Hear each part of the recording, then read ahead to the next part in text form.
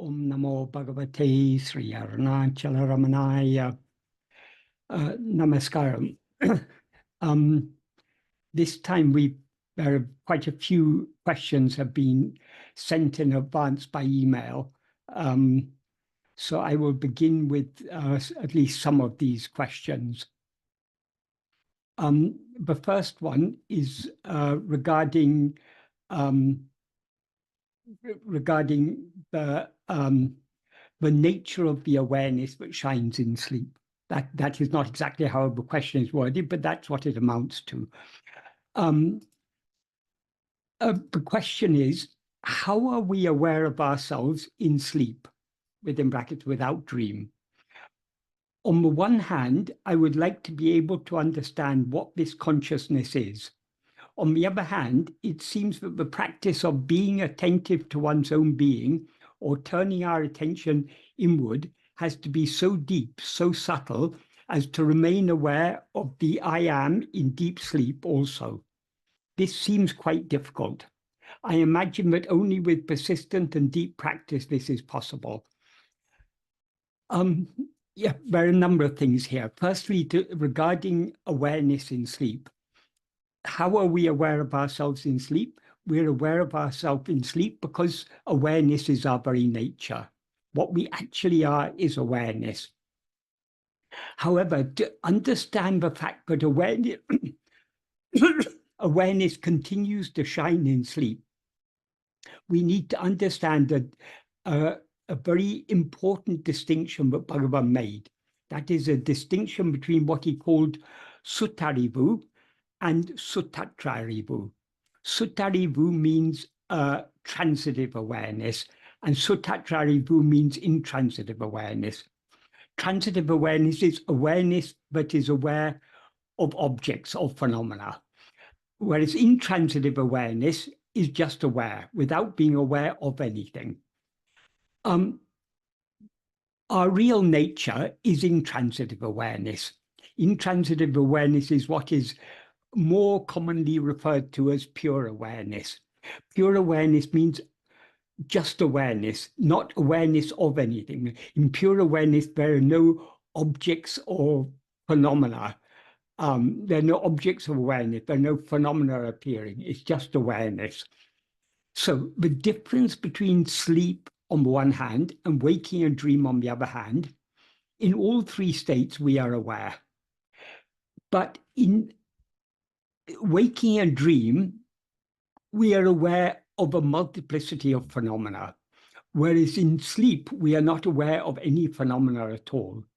This is why people generally mistake sleep to be a state of non-awareness, unconsciousness, because we're not aware of anything, we assume that the awareness is absent.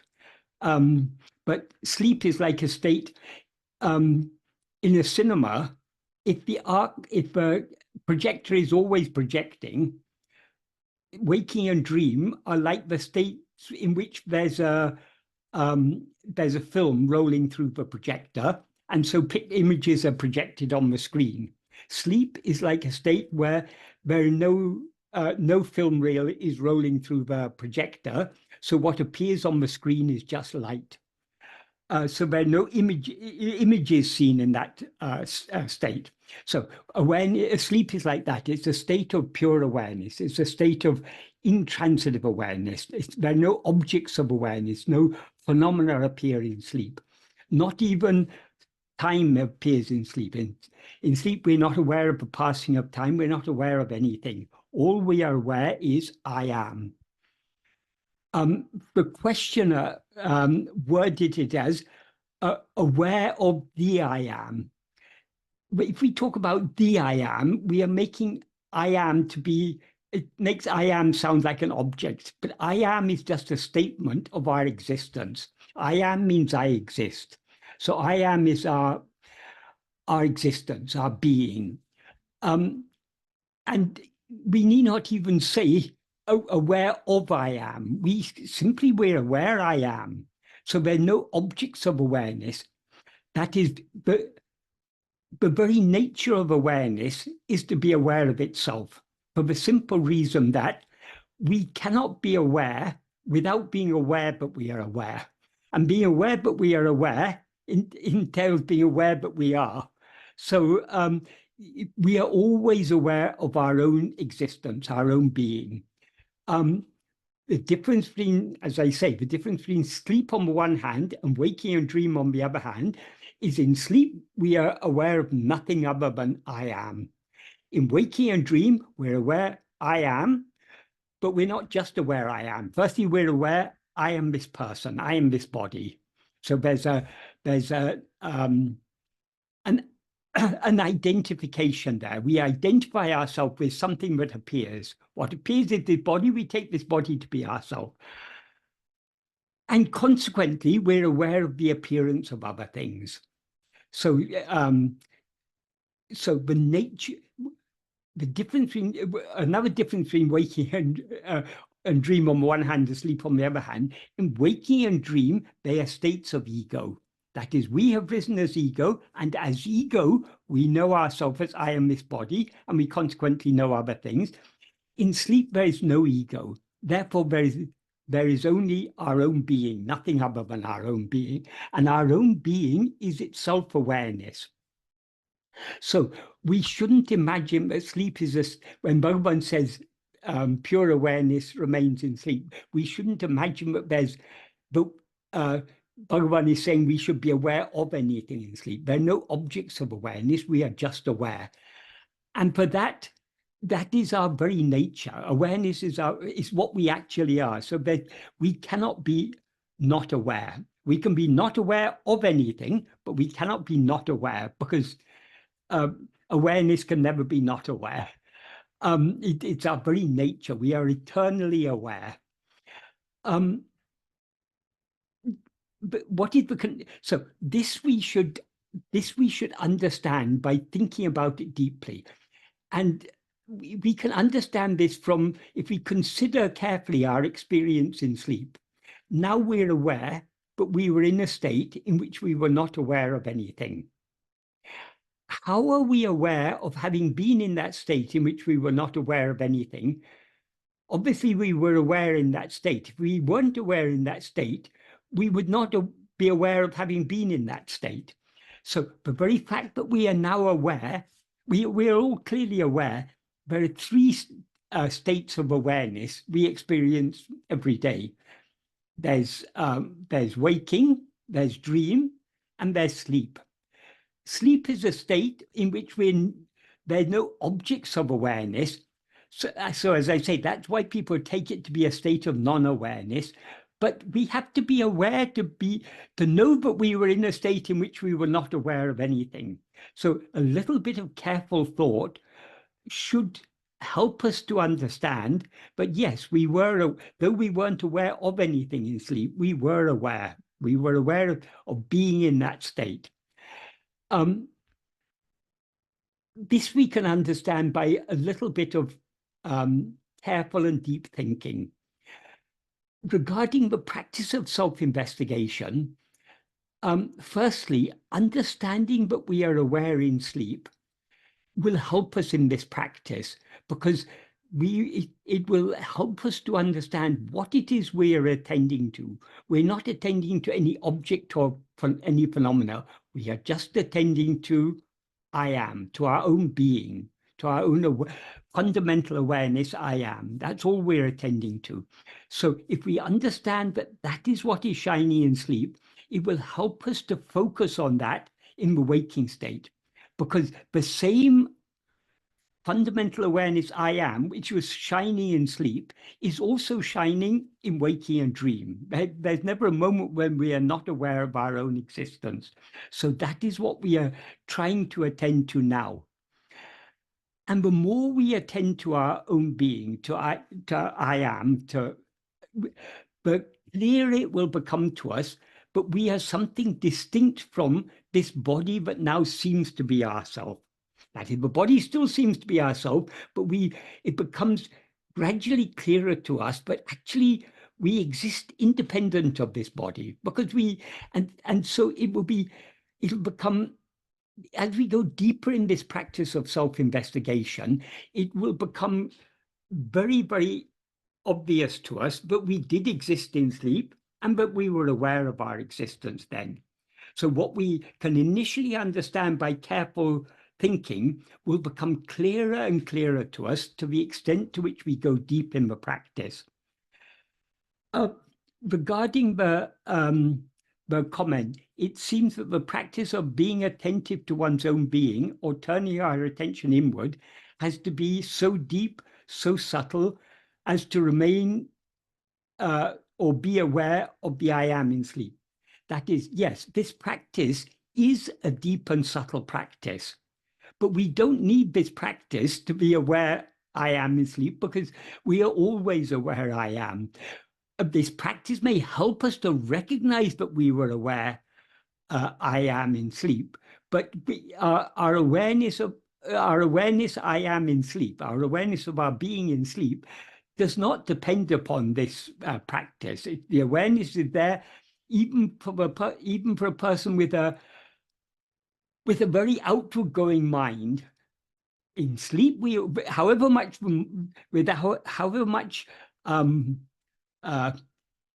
momentum or impetus the mind rushes outwards in waking and dream, ultimately we all become tired and we subside back into sleep. And when we subside into sleep, what remains in sleep is just the awareness I am. So that is so for everyone. Whether we are practicing this self-investigation or not, the awareness that shines in sleep shines for everyone.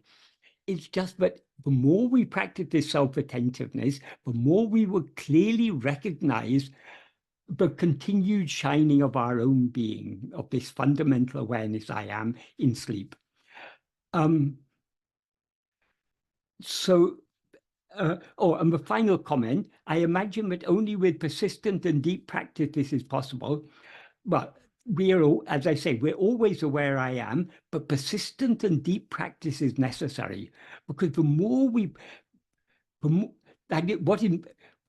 even to say persistent and deep practice, people, when we talk about deep practice, that may put people off at first, because they may say, oh, my practice is not so deep, it's a rather superficial practice. I'm only, to a slight extent, attending to myself. Doesn't matter. So long as we are persistent in trying to attend to ourselves, our practice will automatically deepen. It will happen naturally. So all we have to do is try to be self-attentive as much as possible. The more we are self-attentive, the deeper we will go in this practice. And that is absolutely essential. But whether we are practicing this or not, the fact is that we are all aware I am in sleep. But this is another important point. What is aware I am in sleep? Obviously, ego is not aware I am in sleep, because ego is absent in sleep. So what is aware I am is that awareness I am. That is, the pure awareness alone is aware of itself in sleep. So what has this got to do with ego? Well, the pure awareness that shines in sleep is the reality of ego. That is, the pure awareness is the awareness I am, whereas ego is the awareness I am this body, I am this person. So ego cannot shine without that fundamental awareness I am. That is, though as ego, we're not aware of ourselves as just I am, we're aware of ourselves as I am this body. We cannot be aware I am this body without first and foremost being aware I am. So this pure awareness is the very heart of ego. It's the very reality of ego. Ego has no existence independent of this pure awareness. So the same pure awareness, but shone on its own in sleep, now shines. In its own experience, it shines on its own. But in the experience of ego, that pure awareness I am shines mixed and conflated with adjunct. So it no longer seems to be a pure awareness. It seems to be an adjunct conflated awareness. So I hope that clarifies that.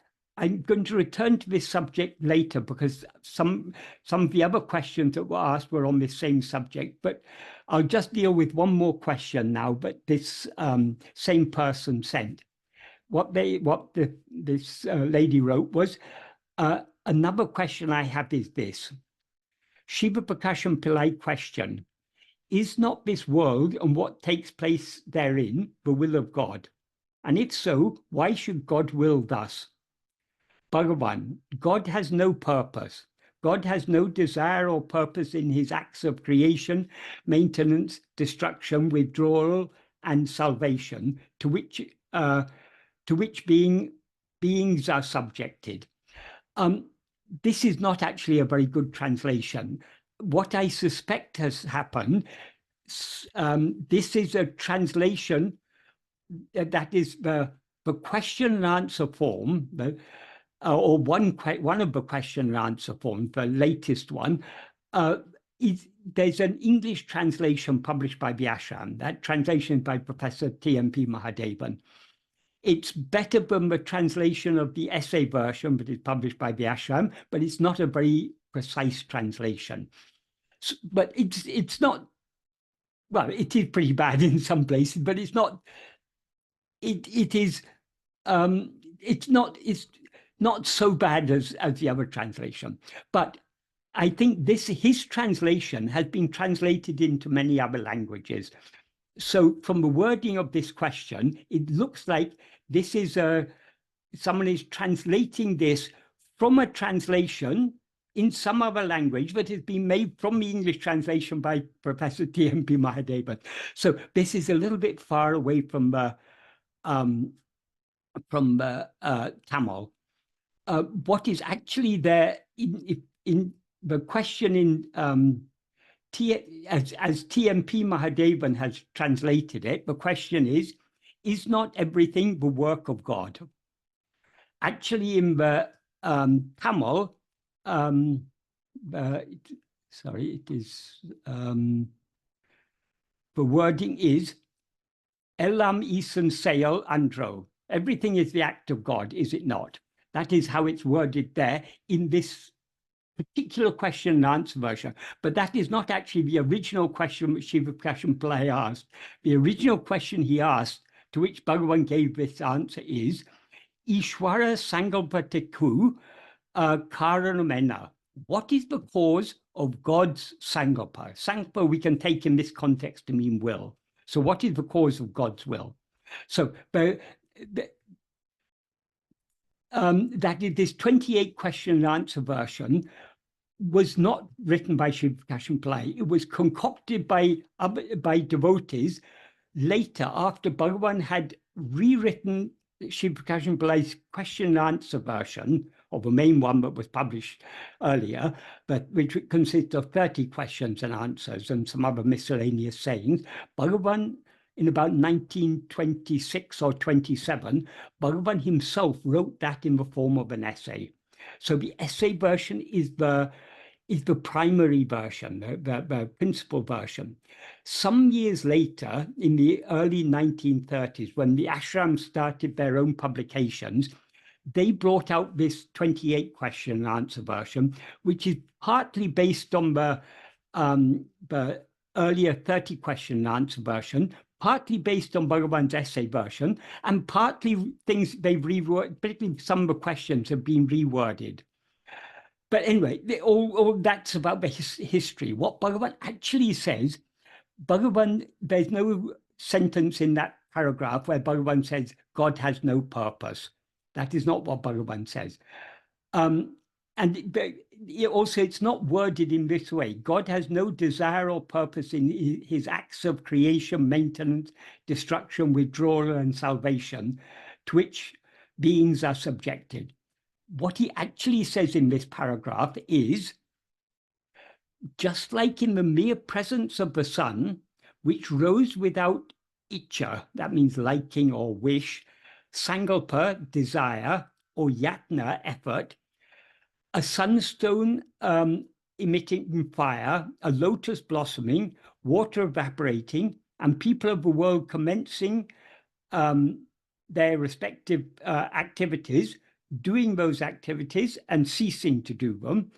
And just like in the presence of a magnet, a needle moving, jivas, that sentient beings, our souls, who are subject to the threefold function of God, namely creation, sustenance, and dissolution, or the five function. That is the threefold function, he says muttoril, which is a Tamil term. For the five, he says panchakritya. So the panchakritya, these three, say the same three, creation, sustenance, and dissolution, plus concealment and grace. Concealment means the real nature, our real nature is, so long as we rise as ego, our real nature is concealed. And grace is what facilitates the removal of this veiling. So anyway, going there, Bhagavan talks about the threefold function of God, or the five functions of God. This is the important thing, which happen just by the special nature of the presence of God, who is Sankalpa Rahita, that is one who is devoid of any volition or intention. So all the jivas do all their activities. Jivas who are subject to or ensnared in these divine activities, which happen just by the mere presence, by the special nature of the mere presence of God. That is, God doesn't actually do anything. God isn't creating, sustaining, or destroying anything. God is just being as he is. But by the very nature of his being, everything happens as it's meant to happen. So as Bhagavan often used to say, God does, or Bhagavan may not have said exactly these words, but he often used to talk about doing without doing. So what we have to understand is God does everything without actually doing anything. Just by being as he is, everything happens as it's meant to happen. So the question this lady has asked is, if God has no purpose or desire, does this mean he is not interested in himself, in his creation, his creatures? Nor does he have the desire for our awakening, ? I understand that from the one being, we are all already in him eternally. But at the same time, it takes grace to awaken. Isn't grace a divine interest in our awakening? Yes, grace is absolutely essential. Grace is not something other than God. Grace is God's very being. So when Bhagavan says everything happens by the special nature of the mere presence of God, his presence is grace, because presence means being, and his being is grace. What is grace? Grace is the infinite love that he has for us. And because God doesn't see us as other than himself. So he loves us, because he loves himself, he loves us as himself, because he doesn't see us as other than himself. So that love that God has for us as himself is what we experience as his grace. And that is what is driving everything. So God is not actually doing anything, but just by being the infinite love that he actually is, everything happens as it's meant to happen. So God doesn't see us as we see ourselves. We see ourselves as an individual. God sees us as we actually are. Because God has infinite love for us as himself, God doesn't have any desires, but that infinite love for us, in our terms, we have to translate it into our view. In our terms, we can say, yes, God wants nothing other than our salvation. But that is not a desire. That is just the very nature of his being, which is infinite love.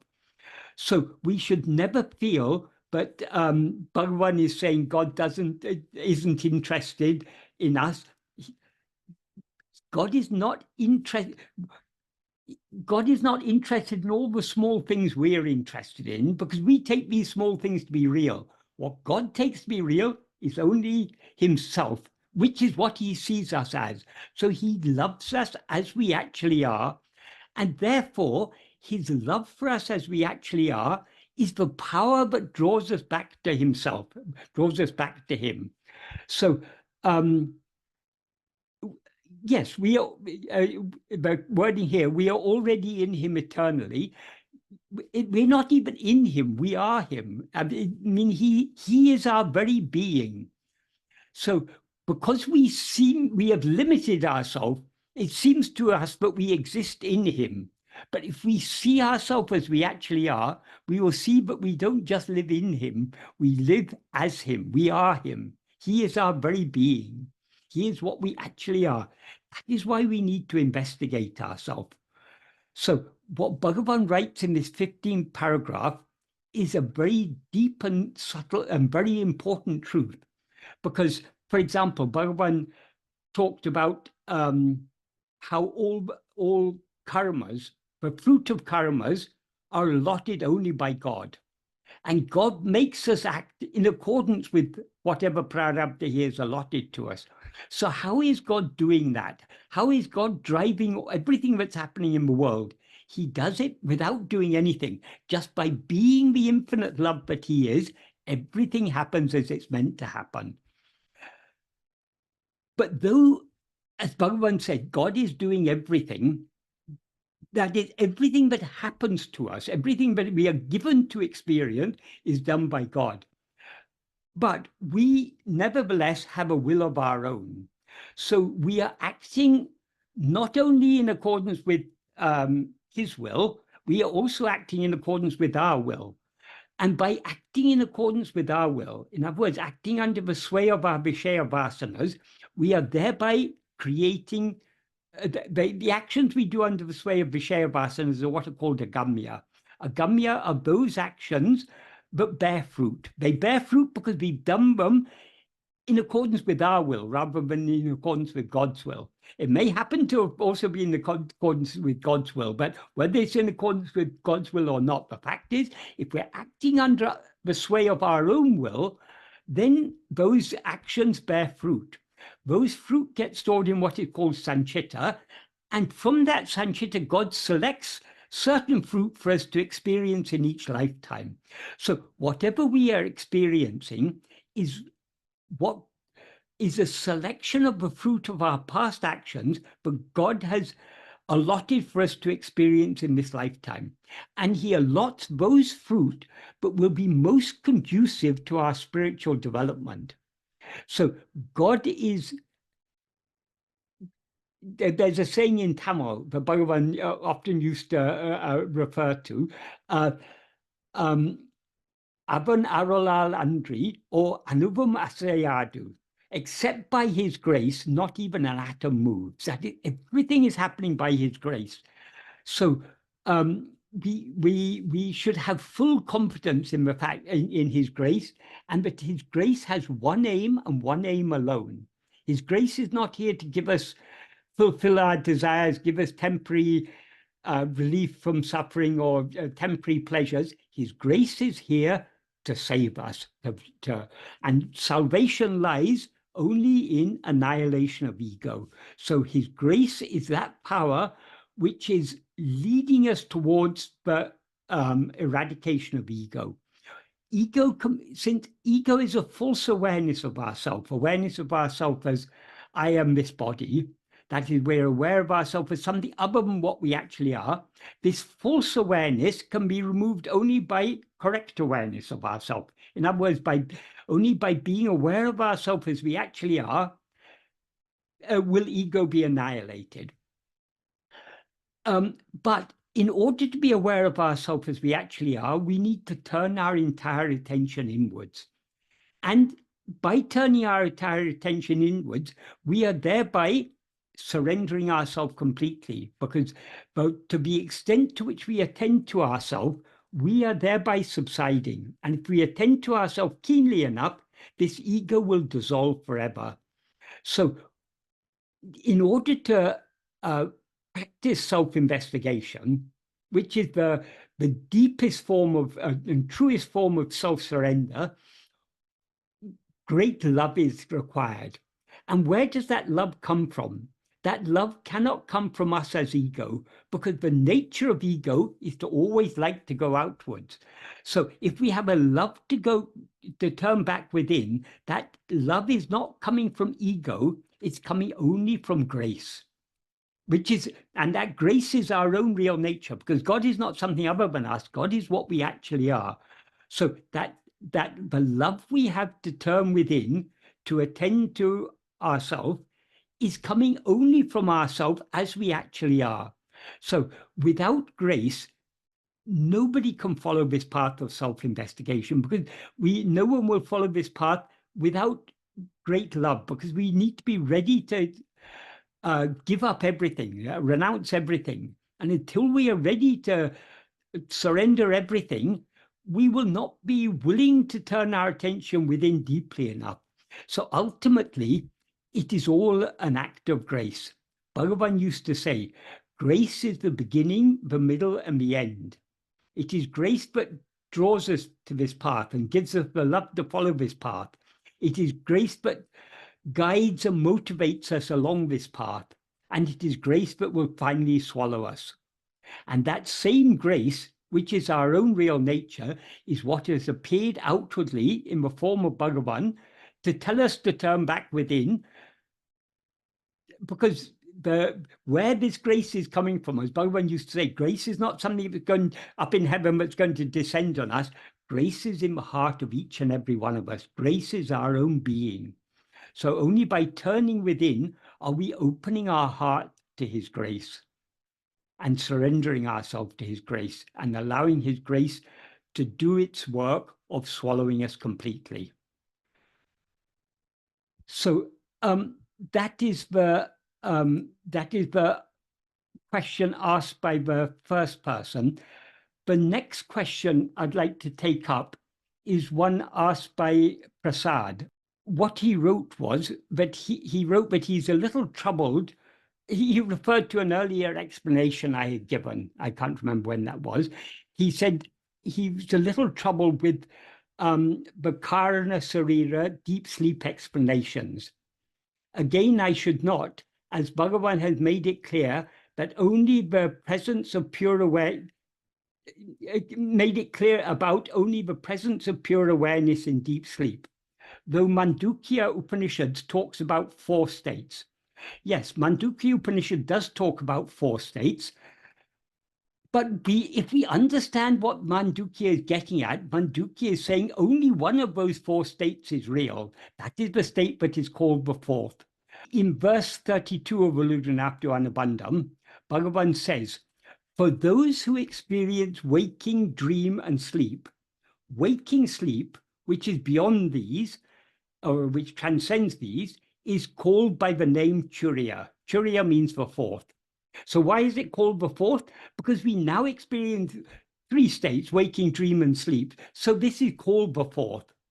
But then Bhagavan says, since that Turiya alone exists, since that 4th state alone exists, since the 3 that appear do not exist, that 4th state is what is also called Turiya Atita. That means what transcends the 4th. Because the name the 4th is appropriate only if there are 3 other states. But these 3 other states are not real. Since the state that is referred to as the 4th is actually the only state that actually exists. And since the other 3 do not exist, it is beyond even this name before. That's what Bhagavan is saying here.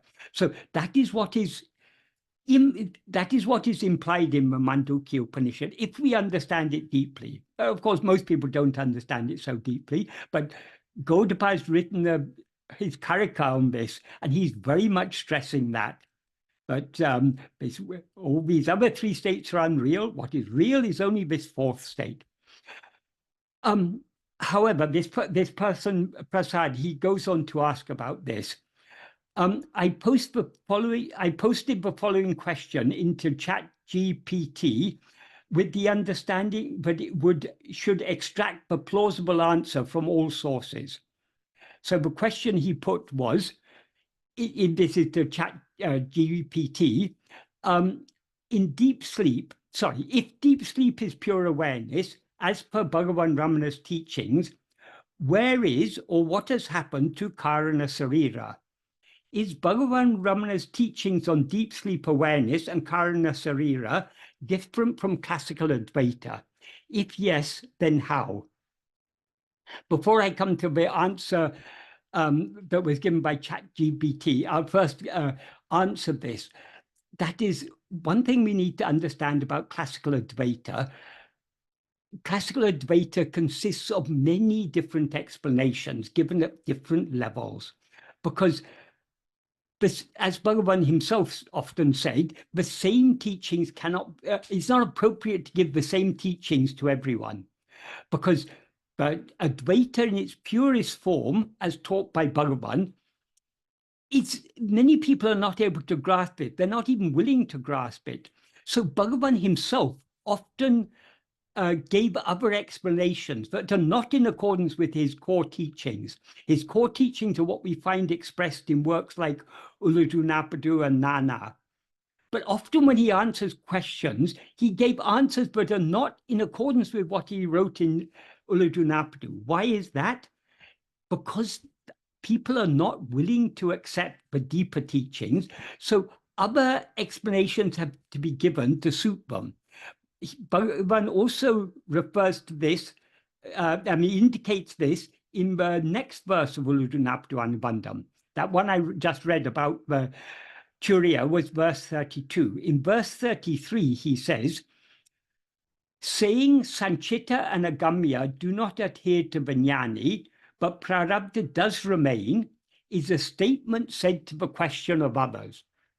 This is actually something that is often said in classical Advaita, but when someone attains jnana, their sanchita and agamya are thereby destroyed, but the prarabdha remains for the duration of the body. But that explanation is it's said for those who take the jnani to be the body. If the jnani is the body, then yes, the body has a prarabdha. But the truth is, the jnani does not have a body. So as Bhagavan says, he gives a very nice analogy here. He says, just like if a husband has 3 wives and dies, none of the 3 wives remains unwidowed. That is, you don't have 2 wives becoming widowed and 1 remaining unwidowed. All 3 of them become unwidowed. Likewise, when the doer dies, the doer means ego, all the 3 karmas will cease. As he also said in verse 38 of Uludunapadu, in the main Uludunapadu. So just like this is a statement said to the question of others, in other words, an answer given to the question of others, many of the explanations given in Advaita, and even many of the explanations given by Bhagavan, if we read books like Talks and other books that record the answers that Bhagavan gave to casual visitors, Bhagavan often said things that are not strictly in accordance with his core teachings, because if someone asks him a question, he gives an answer that will be useful for that person at their particular level of spiritual development. So Ramakrishna Paramahamsa expressed it very nicely. He said, just like a mother who has 10 children will not give the same food to all the 10 children. The oldest children may be in their 20s and they will be eating adult food, but she's not going to give that same adult food to a newborn baby. And the food she gives to a newborn baby, she's not going to give to the 20-year-olds. So just like that, different spiritual teachings have to be given to people at different levels. This is why there are so many different interpretations of Vedanta. The same Upanishads, Brahma Sutra and Bhagavad Gita, give room for so many different interpretations. Why is that? There is a purpose for that, because different teachings are appropriate for us at different stages of our spiritual development. So even within Advaita, there are many different levels of explanation given. So we shouldn't take all the explanations given in classical Advaita as being the purest form of Advaita. Many of them are diluted. this applies very well to this question of whether there's a karana sarira in sleep. That is, the standard answer is, but in sleep, well, in some texts of classical Advaita, it said in the waking state, we identify with the stula sarira, the gross body. In dream, we identify with the sukshma sarira, the subtle body. And in sleep, what remains is the karana sarira, the causal body. Regarding this thing about in dream, it is a sukshma sarira, a subtle body. Bhagavan said, actually, the body that we experience as I in sleep, in dream, sorry, is as gross as the body that we now experience. That is, when we are dreaming, we seem to be in a physical world and to have a physical body. It's only from the perspective of waking, but we say, oh, that body in dream was just a mental creation. But Bhagavan said, this body that we are now experiencing ourselves is as much a mental creation as that dream body. So according to Bhagavan, there's no difference between waking and dream. So this explanation that there's stula sarira in waking, sukshma sarira in dream, that itself, Bhagavan, is not... Bhagavan may sometimes have spoken from that perspective for those who weren't able to grasp anything deeper, but that is clearly not in accordance with Bhagavan's core teachings. And Bhagavan himself clearly said that it's only from the perspective of the ego in the waking state, but the body in dream is labeled as a subtle body because it was a mental creation. But actually, there's no difference. Just like that body was a mental creation, this body is a mental creation. So that's one leg of this explanation has already collapsed under Bhagavan's teaching. Regarding karana sarira, why is it said that the karana sarira remains in sleep? Because many people want to know if ego is absent in sleep, if ego ceases to exist in sleep, how does it come into existence again in waking and dream? So an explanation is given. No, ego remains in a subtle seed form as karana sarira, and then it rises again. But according to Bhagavan, ego is the false awareness, I am this body. Since we are not aware of any body in sleep, there's no ego. I mean, it's obvious. And I mean, Bhagavan has in so many places clearly indicated that there's no ego or mind in sleep. In the first sentence of the first paragraph of Nana, he ends by saying, in order to experience that happiness, which is one's own real nature, which exists in sleep, which is devoid of the mind, which is experienced in sleep, which is devoid of the mind. He says, manamatra nidraya, sleep which is devoid of mind. So if there's no mind in sleep, how can there be anything else? Because according to Bhagavan, everything else appears only in the view of mind. Mind here means ego.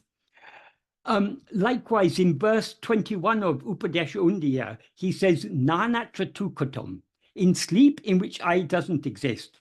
What he says in that verse is this, referring to what he had said in the previous verse, that one reality but shines forth, that one infinite whole but shines forth as I am I when ego dies.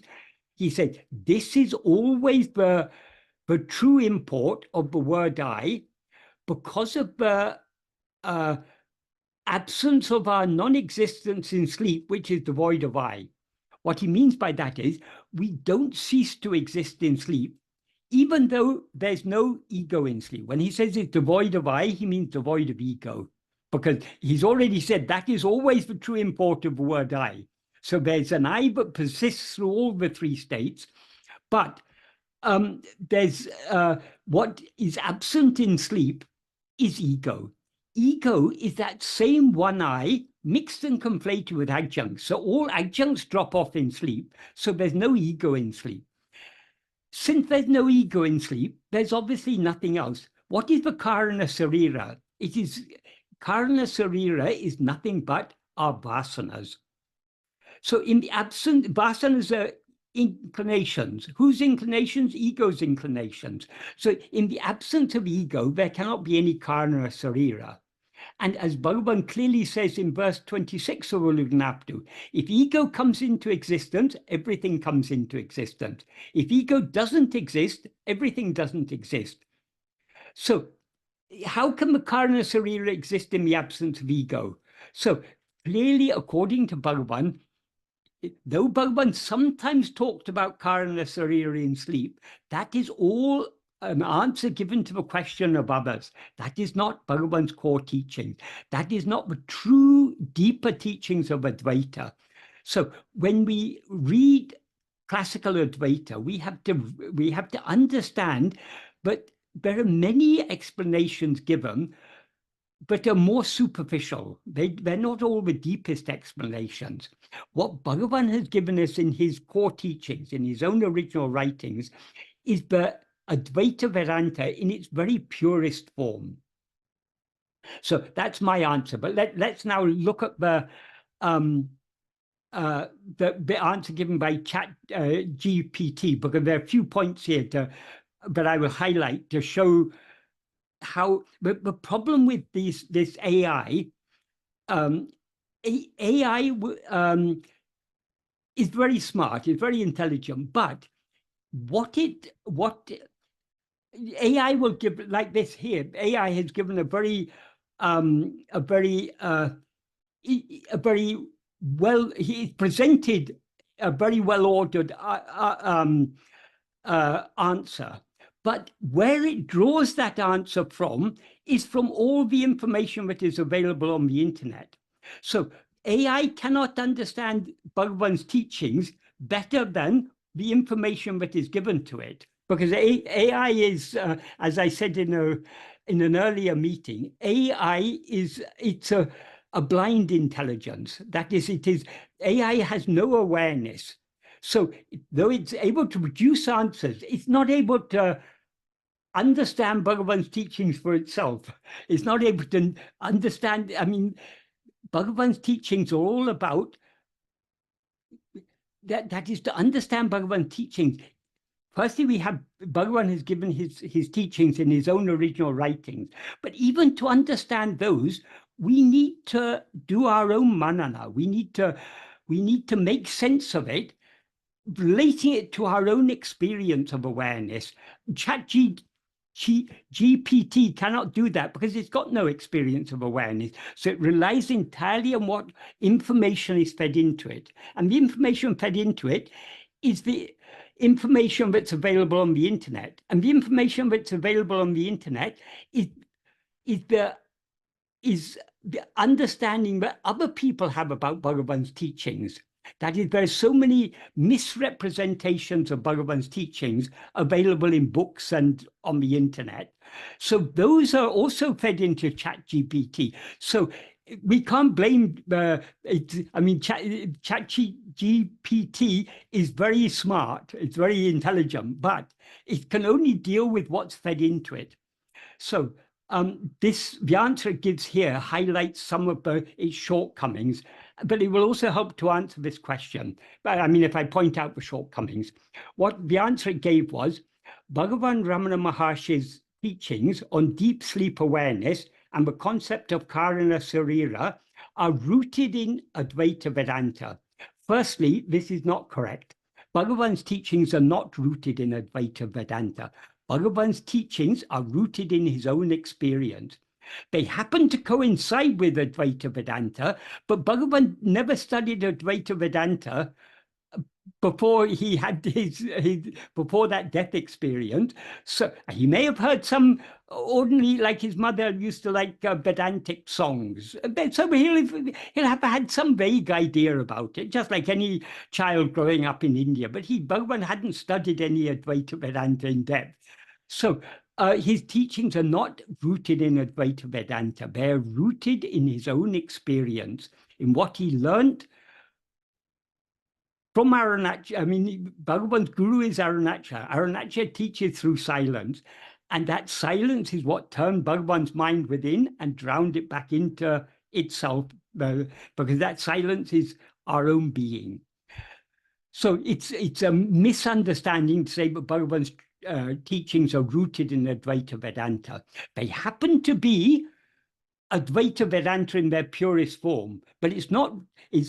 Advaita Vedanta is not the source of Bhagavan's teachings. The source of Bhagavan's teachings is his own experience.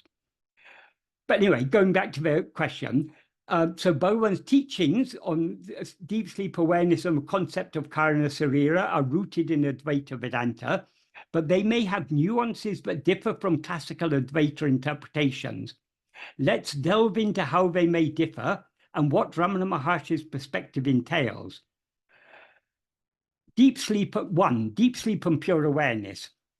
Both classical Advaita Vedanta and Ramana Maharshi acknowledge the state of deep sleep as a realm of pure awareness. Well, here, if it's a realm of pure awareness, there cannot be any Karana Sarira there, because pure awareness means pure awareness. In pure awareness, there's nothing other than pure awareness. Any awareness that has any content, if there's a Karana Sarira in that awareness, then it's not pure. So this is highlighting the inadequacy of saying it is correct. Deep sleep is pure awareness, but if it's pure awareness, then there can't be any Karana Sarira there. To say there's a Karana Sarira there is inconsistent with saying that it's pure awareness. And I'll continue reading. In deep sleep, the individual ego and the gross and subtle bodies are temporarily dormant. That is not what Bhagavan says. Bhagavan doesn't say they're temporarily dormant. Bhagavan says they do not exist. There's no ego or any body in sleep. They're completely non-existent in sleep. But then I'm continuing to read, but a residual awareness of existence remains. Yes, only what exists in sleep is only that awareness of existence, the awareness I am.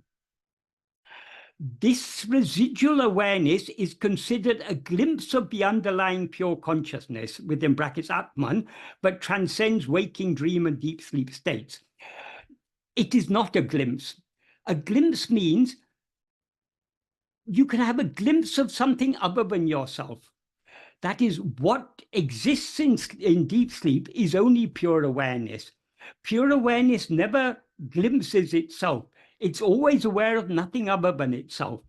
So there's no such thing as a glimpse of pure awareness, because ego can never know pure awareness, because ego always knows itself as I am this body. Whereas pure awareness is just I am without any adjuncts. So there's no... Even the smallest glimpse of pure awareness would destroy ego. So that this idea of a glimpse of pure awareness is a failure to understand what pure awareness is and what experience is pure awareness. Only something other than pure awareness could glimpse pure awareness, but nothing other than pure awareness can glimpse it, because nothing other than pure awareness can know it. So, and since ego is absent in sleep, who is there to glimpse that pure awareness? So it makes no sense. But this is the sort of explanations that are available on the internet. So ChatGPT, it gathers everything and it processes it, and it gives what is a seemingly well-ordered answer, but which is actually incoherent. That doesn't make sense, a lot of this. Then the second point, in this GPT answer is Karana Sarira in deep sleep. In classical Advaita, the Karana Sarira is often associated with the causal body. Where it gets this from, I do not know. The word Karana Sarira means causal body. There are not two things, Karana Sarira, that is often associated with the causal body. So this clearly means that the sources that this AI bot has drawn upon are sources that are not explaining the meaning of Karana Sarira. So this is an incoherent answer. To say Karana Sarira is often associated with the causal body is like saying London is often associated with the capital of England. London and the capital of England are not two different cities. They're one and the same city. So they're not associated. They're one and the same thing. So Karana Sarira is the causal body. It's not just associated with, not just often associated with the causal body. This clearly shows the inadequacy of this AI, because the AI is relying on what's fed into it. And when inconsistent, incoherent information is fed into it, it churns out the same inconsistent, incoherent information. So the Karana Sarira is often associated with the causal body, which contains the impressions, samskaras, from past actions and karma. Samskaras is often translated as impressions, but as I've often pointed out, samskaras and vasanas are, in this context, synonymous. They are the inclinations, not the impressions. Impressions are things that we receive seemingly from outside, whereas the inclinations is coming from inside, that we ourselves are inclined. So this is a very, very common misunderstanding of samskaras, that they're impressions. It's a mistranslation. Samskaras are inclinations, not impressions. And then I'll continue reading the answer given. During deep sleep, it is said that the individual merges into the Karana Sarira, experiencing a state of non-duality. During deep sleep, it is said that the individual consciousness merges into the Karana Sarira, experiencing a state of non-duality. Firstly, the individual consciousness can never experience a state of non-duality, because individual consciousness, individual means separate. So long as you've got separation, you've not got non-duality. And the individual consciousness merges into the Karana Sarira. That implies that the Karana Sarira is something that exists independent of the individual consciousness. But obviously it doesn't, because as Bhagavan says, the individual consciousness is ego. Only when ego rises, everything else rises. Without ego, nothing else exists. As he says, I mean, earlier I referred to verse 26 of Uludunapta, but there's so many places where he says it. In the 5th paragraph of Nana, he ends by saying, only after the first person arises do second and third persons arise. Without the first person, second and third persons do not exist. The first person is ego, the individual consciousness. Everything else is second and third person. So Karana Sarira is a second or third person. The vasanas that make up the Karana Sarira are second or third persons. So the individual consciousness cannot merge into the Karana Sarira. This shows a fundamental misunderstanding of what is the individual consciousness, what is Karana Sarira, what is non-duality. I mean, it's complete incoherent gibberish. If someone understands it, but this is how many people understand things, because they don't think deeply enough about it. So this information is there, lots of information like this is floating around the internet. So Chat GPT picks it up and regurgitates it in a seemingly ordered manner, but is actually incoherent if we go into it deeply. So to continue, it says, Ramana Maharshi's teachings, on the other hand, may not explicitly focus on the Karana Sarira during sleep. Instead, his emphasis lies on the direct experience of pure awareness beyond the fluctuations of the mind and the layers of identity. And then the next point is, it says, direct experience versus conceptual understanding. Ramana Maharshi's approach to spirituality often emphasizes experiential realization over intellectual understanding. We need to understand it. That is, Bhagavan, the need for a clear conceptual understanding is necessary, or we cannot, that is, self-investigation is it's a very simple practice, but it's a very deep and subtle practice. Unless we clearly understand that we are not this body or mind or anything, unless we have a clear conceptual understanding of what it is we have to investigate, we are not investigating any phenomenon. We are not investigating any object. We're investigating only the subject. So obviously a clear understanding is necessary. Only if we have this clear understanding can we put the understanding into practice, and the experiential realization comes from a practice which is based on the understanding. So Bhagavan was never undervalue the need for a clear understanding. Understanding is obviously necessary. So to say that he emphasizes direct experiential realization over intellectual understanding, I know where this is coming from. Many people say, oh, Bhagavan didn't attach so much importance to all this philosophy. He was only about getting realization here and now. Yes, that's our aim, is to get realization here and now. But without a clear understanding, we will not be able to practice properly, and better, we'll not be able to follow the path that is necessary in order to get that experiential understanding. So to set one against the other is a fundamental misunderstanding. I mean, it goes on to say, while a classical Advaita may provide a conceptual framework and philosophical explanation for deep sleep and Vikarana Sarira, Ramana Maharshi invites practitioners to directly inquire into the nature of the self, Atman, and to abide in the state of pure awareness through self-inquiry or surrender to self. Again, this implies that Bhagavan doesn't attach importance to conceptual frameworks or philosophical explanations. Bhagavan does. Bhagavan gives very clear and simple philosophical explanations. Bhagavan gives us a clear conceptual framework, but that framework is not an end in itself. It's a means to an end. Without clearly having a clear understanding of the basics, we will not be able to put it into practice. So it's setting up it's based on a misunderstanding, but you can somehow bypass understanding, having a clear conceptual understanding. We need a clear conceptual understanding in order to put it into practice. We need to put it into practice in order to gain that experiential awareness, as they put it.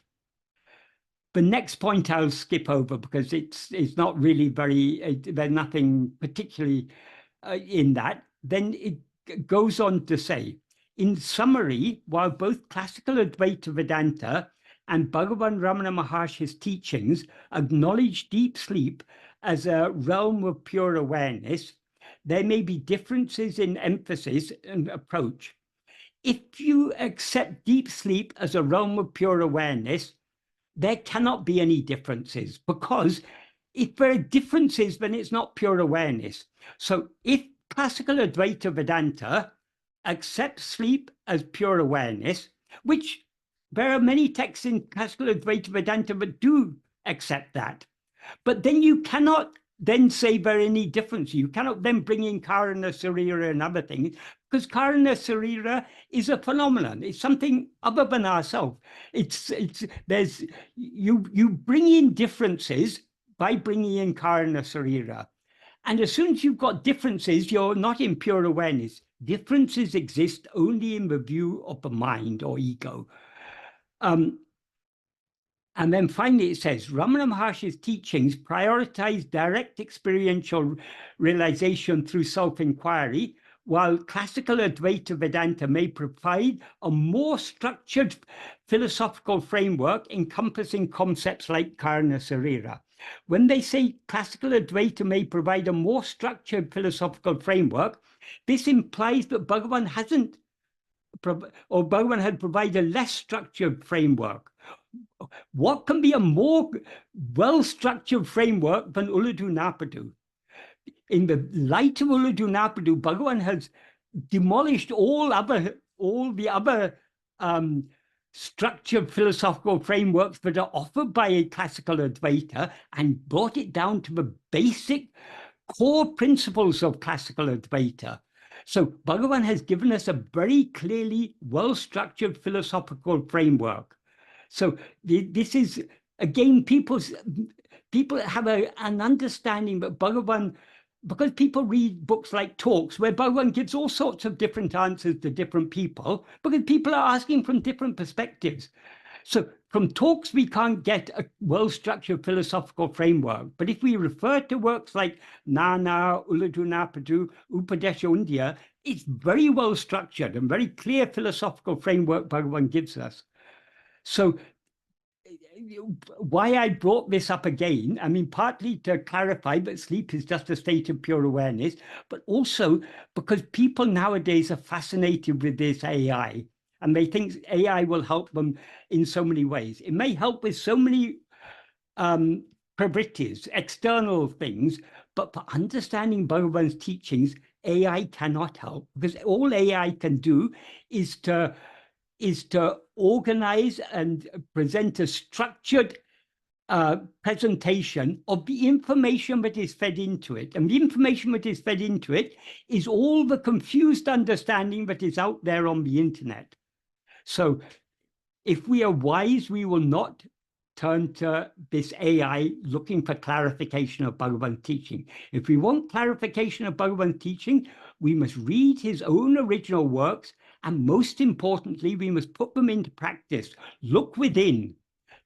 If we look within, we go beyond all intelligence, beyond artificial intelligence, and we return to the source from which the awareness in which all forms of intelligence appear arises.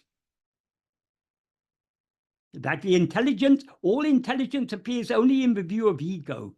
Ego is that adjunct conflated awareness that arises from the pure awareness, but is ever exists in our heart as our own being, I am.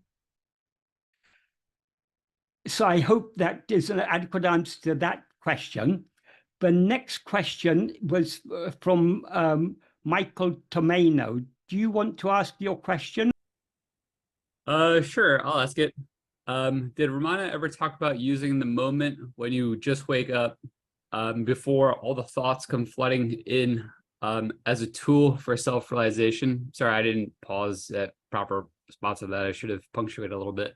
But yeah, basically, did Ramana ever talk about, when you first wake up, there's a moment before, all the craziness of your life, kind of floods into your brain where it's kind of peaceful.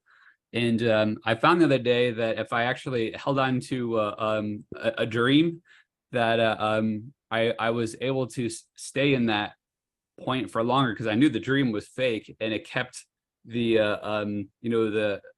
the real life dream from flooding in. And I was just curious if Ramana ever talked about using that as a tool for self-realization.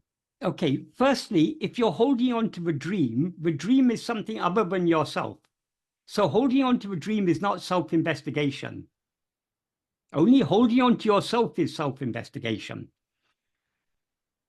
But coming to your main point, there is only one moment at which you can practice self-investigation, and that is the present moment. If we think about, oh, let me try and do it just before I fall asleep or just as soon as I wake up, we are thinking of something other than ourselves. We are thinking of the future. It's only in the present moment that we can attend to ourselves. So if you want to attend to yourself when you wake up in the morning, you will be able to do so only to the extent to which you practice holding on to self-attentiveness throughout the day. If we are holding on to self-attentiveness more and more throughout the day, as soon as we wake up, our natural inclination will be to turn our attention back to ourselves. But if we are thinking throughout the day, or let me wait till next morning and then I'll take use of that opportunity, that's not going to help us. We need to attend to ourselves here and now. We need to, at every moment, we need to consider, but there's only one moment when we can attend to ourselves. That is here and now. Because if you're thinking about the future, then your mind is going outwards. And this is where it's allowing our attention to be diverted away from ourselves towards anything else, idea of the future or the dream that is just past or whatever it is. That is what is diverting our attention away from ourselves. So here and now, we need to fix our attention on ourselves. If we do that persistently throughout the day, we will find when we wake up in the morning, but we automatically, as soon as we begin to become aware of other things, our inclination will be to turn back to ourselves. But that requires a lot of practice, a lot of patient and persistent practice throughout the day. If we are practicing so much throughout the waking state, it will continue in dream also. When we're dreaming, we'll be inclined to turn our attention back to ourselves. And when we wake up in the morning or leave sleep and come to a dream, immediately our attention will be inclined to switch back to ourselves. But of course, the vasanas will still be there pulling us outwards, but we need to, by practice here and now, in this very moment, we need to strengthen that love to attend to our being. That will affect all other moments also. But if we don't do it here and now, we'll never succeed at any other time. So the only opportunity you have to attend to yourself is here and now. And of course, we're always here and now. So if we hold on to, if we have that attitude, but only here and now I can attend to myself, and we make use of the here and now, then it will continue in time. But so long as we're thinking of it continuing in time, our attention has gone outwards again. So we have to bring it back to ourselves. Is that a helpful answer? Yeah, that makes a lot of sense. Yeah. And yeah, I think what you're saying too, with the practicing it, it helps those opportunities to present themselves. Yeah. But we have to practice it here and now. We can't put it off. If we put it off, there's no end to putting it off. Right. And I didn't necessarily mean put it off. It just seems that that's kind of a special opportunity, because that's, when the vasanas aren't strong. Yes, but you'll be able, it is a special opportunity, certainly. Bhagavan himself, Bhagavan did talk about this, but you'll be able to take advantage of that opportunity only to the extent to which you practice here and now. So I'm curious what he did say about it. Well, I mean, more or less, he said that I think, well, various things are recorded. I think he said, on the moment of waking up, there's a very small gap between the rising of ego and before it fully grasps the body. So if we hold on to self-attentiveness at that point, we can extend that, extend that gap.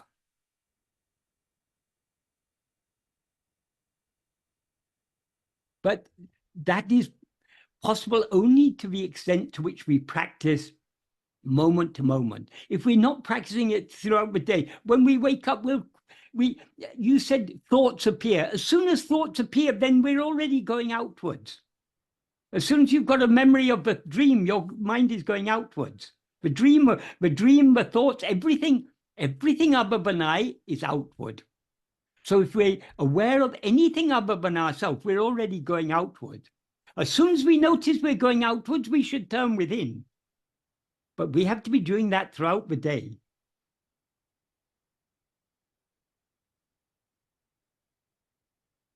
I agree. Thank you. Thank you so much. Okay, right. So, Shalini, that's all the questions we had received by email. So are there other questions you've? Yes, there are quite a few questions. I think there's 1, 2.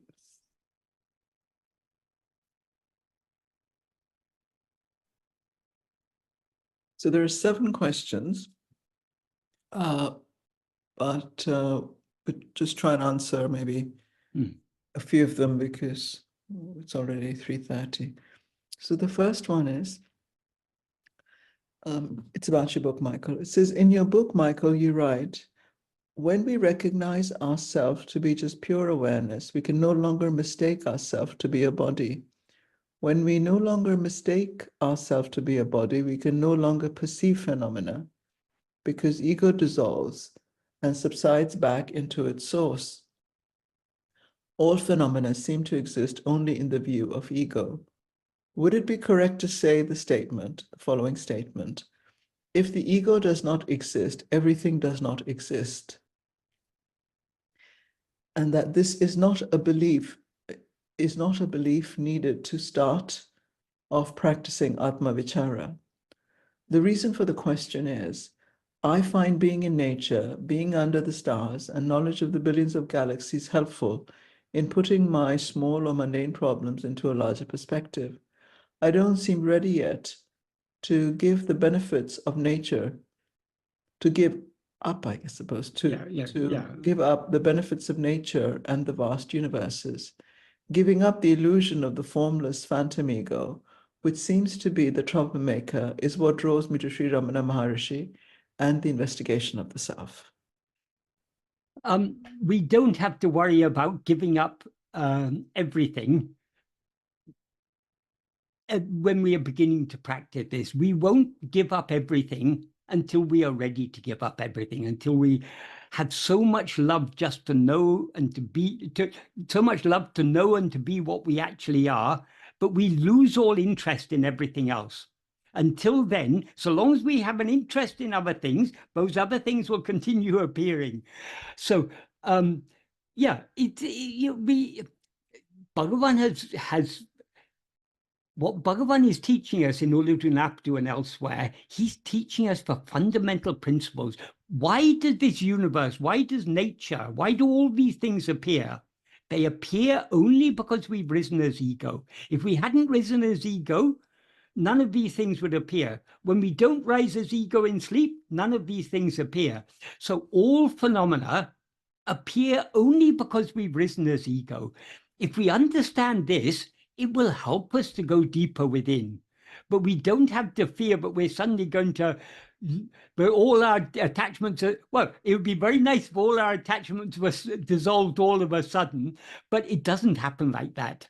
We need to persevere in this practice, and then only gradually will our attachments dissolve.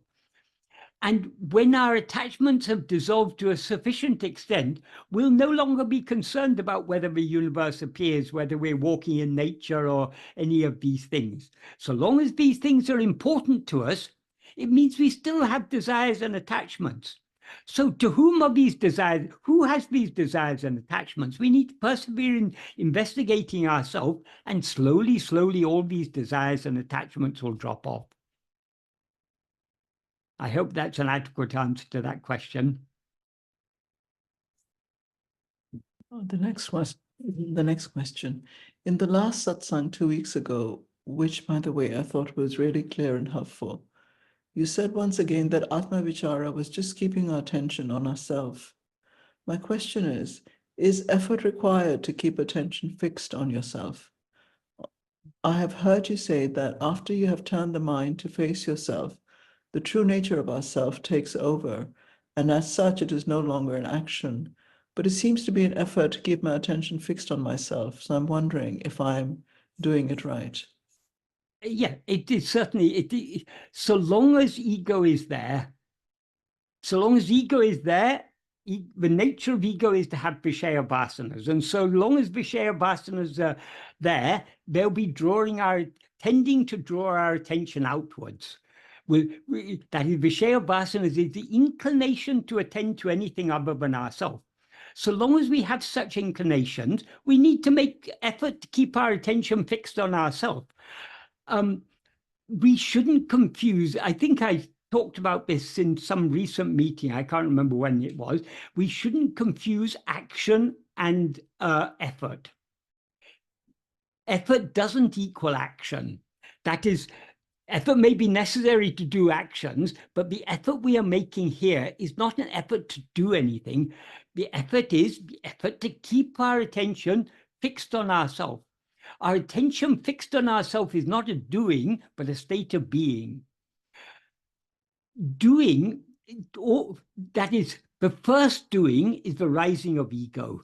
And then ego going outwards, that is all a doing. So attending to anything other than ourselves is a doing. It's a mental activity, attending to other things.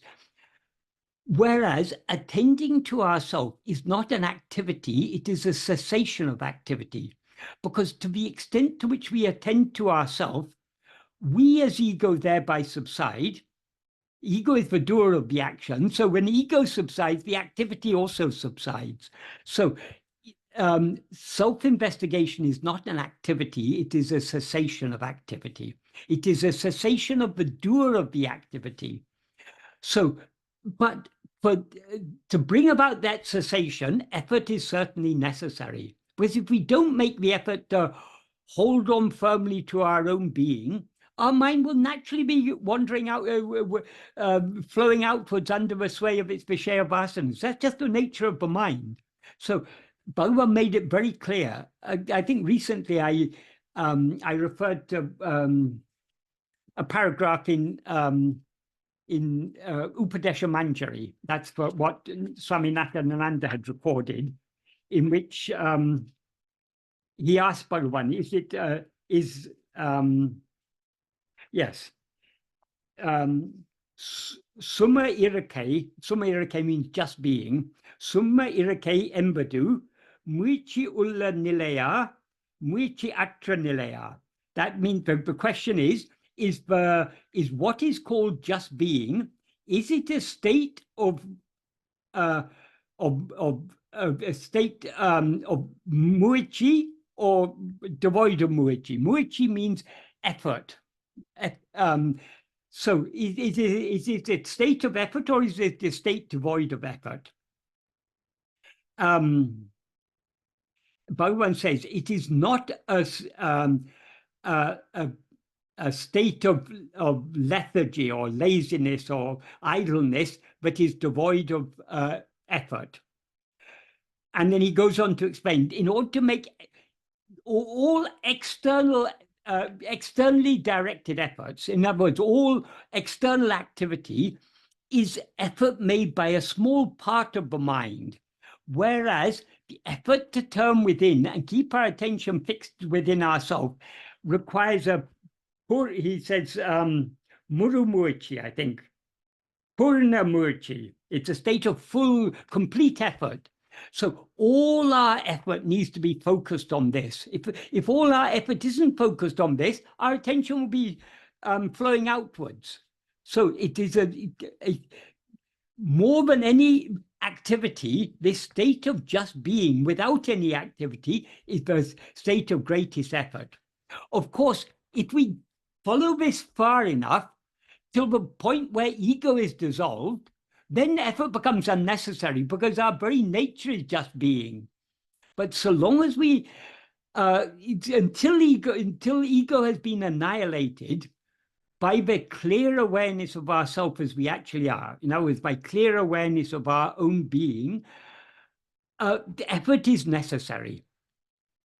So effort must continue up to the very end. Once the end is reached, then effort becomes unnecessary. J. Krishnamurti used to talk about effortless, choiceless awareness. When Bhagavan was asked about this, Bhagavan said, effortless, choiceless awareness is our real nature. But in order to return to our real nature, to hold on to our real nature, and that to lose ourselves in that, effort is necessary.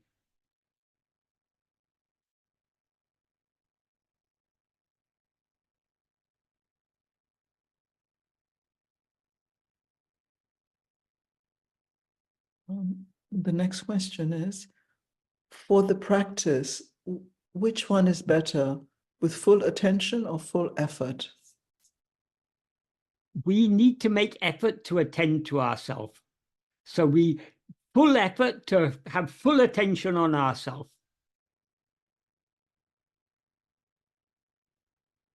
But the extent to which our attention is on ourselves is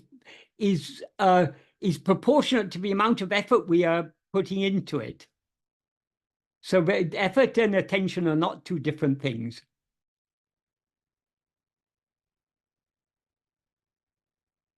The next question.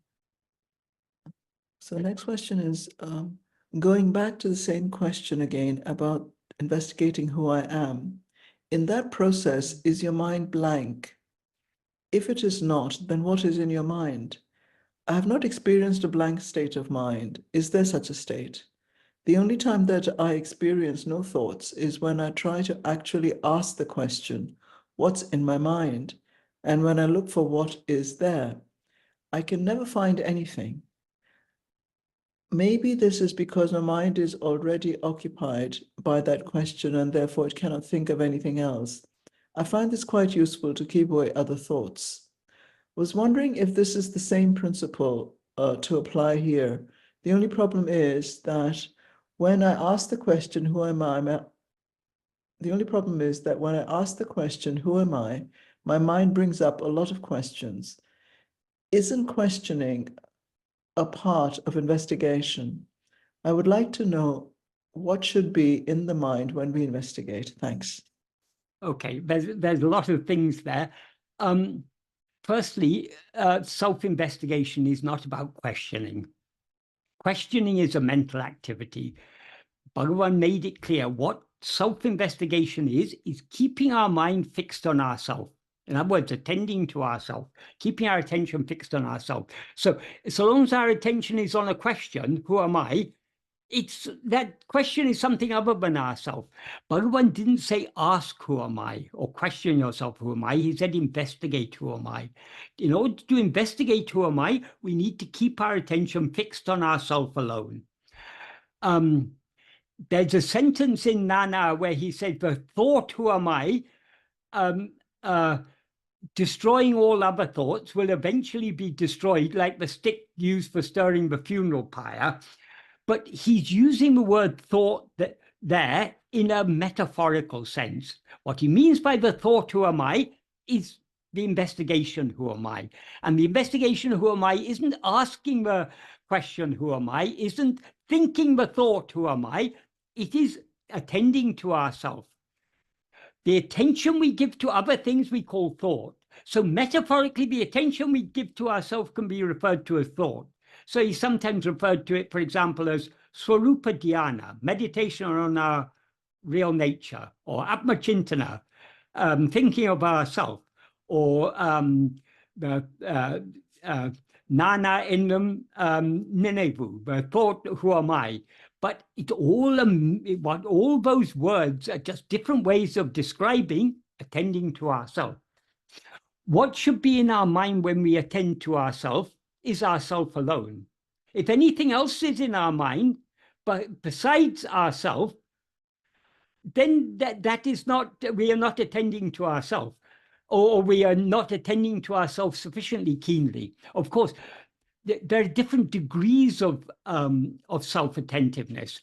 So when our self-attentiveness is partial, there will be other things in our mind, but we're trying to focus more and more on just ourself alone.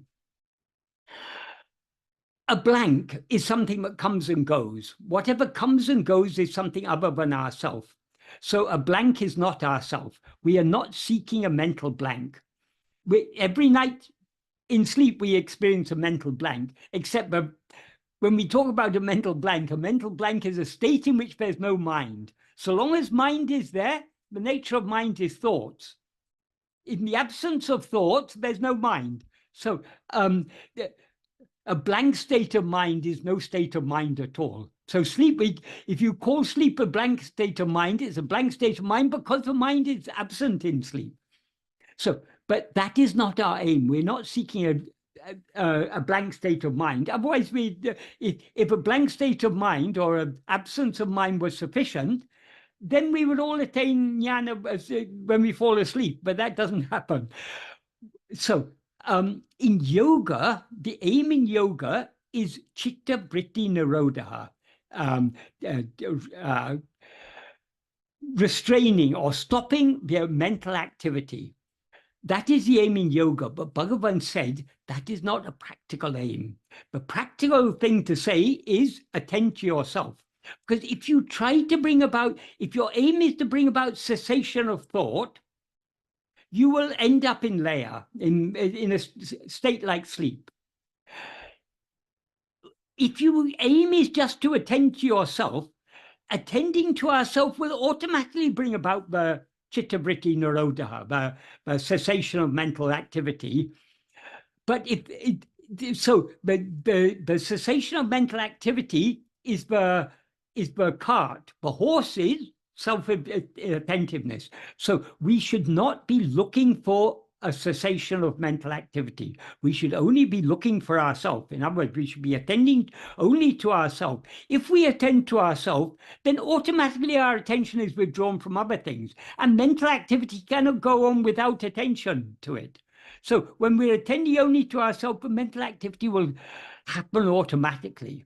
Whereas if we try to stop the mental activity, it will not result in self-attentiveness. It will result only in laya. That's why Bhagavan told that story about the yogi on the banks of the Ganga, who was so adept at his pranayama and other yoga practices, but he often went into nirvikalpa samadhi. And one day when he woke up from nirvikalpa samadhi, he asked his disciple for water. So the disciple went to a nearby Ganga to fetch the water. By the time he had come back, the yogi had again gone into nirvikalpa samadhi.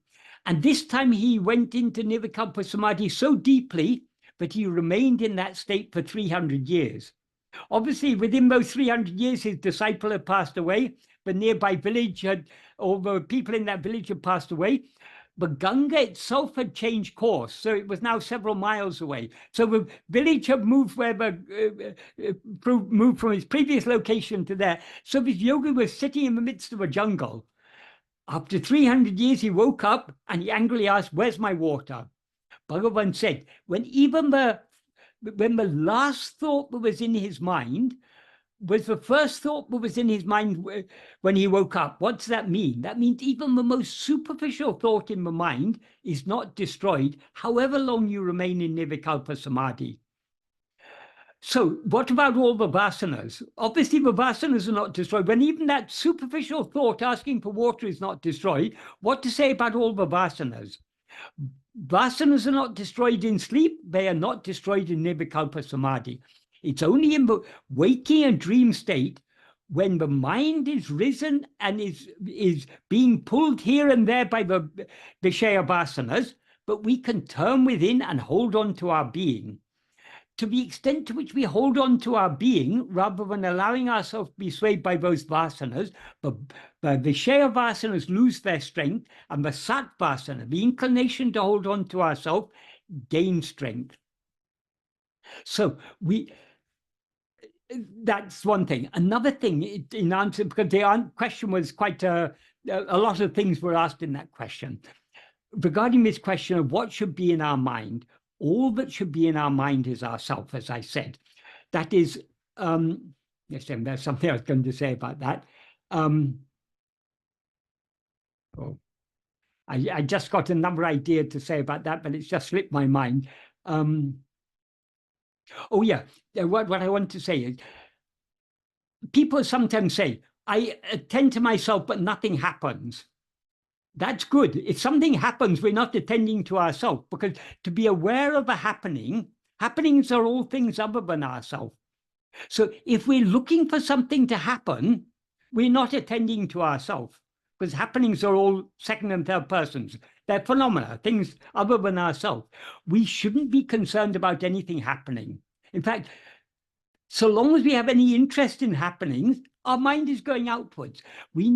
What we are investigating is our own being. Our being is eternal, ever unchanging. So nothing's going to happen if we attend to our being, except if at all anything happens, what happens is we who attend to our being subside and dissolve back into that. Until we have dissolved completely in our own being, we need to continue trying to attend to ourselves. Not waiting for something to happen, but just trying to see, who am I? Why are we attending to ourselves? Not to experience a blank mind, not to experience anything, just to experience, who am I? What we actually are.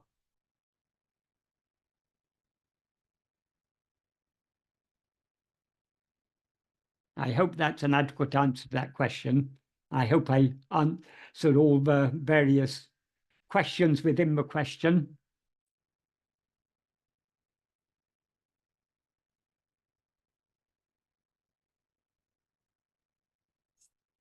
And the next question is, am I correct in understanding that the will to turn inwards is itself independent of predestined karma and vasanas? And therefore is the only free will we are truly able to exercise.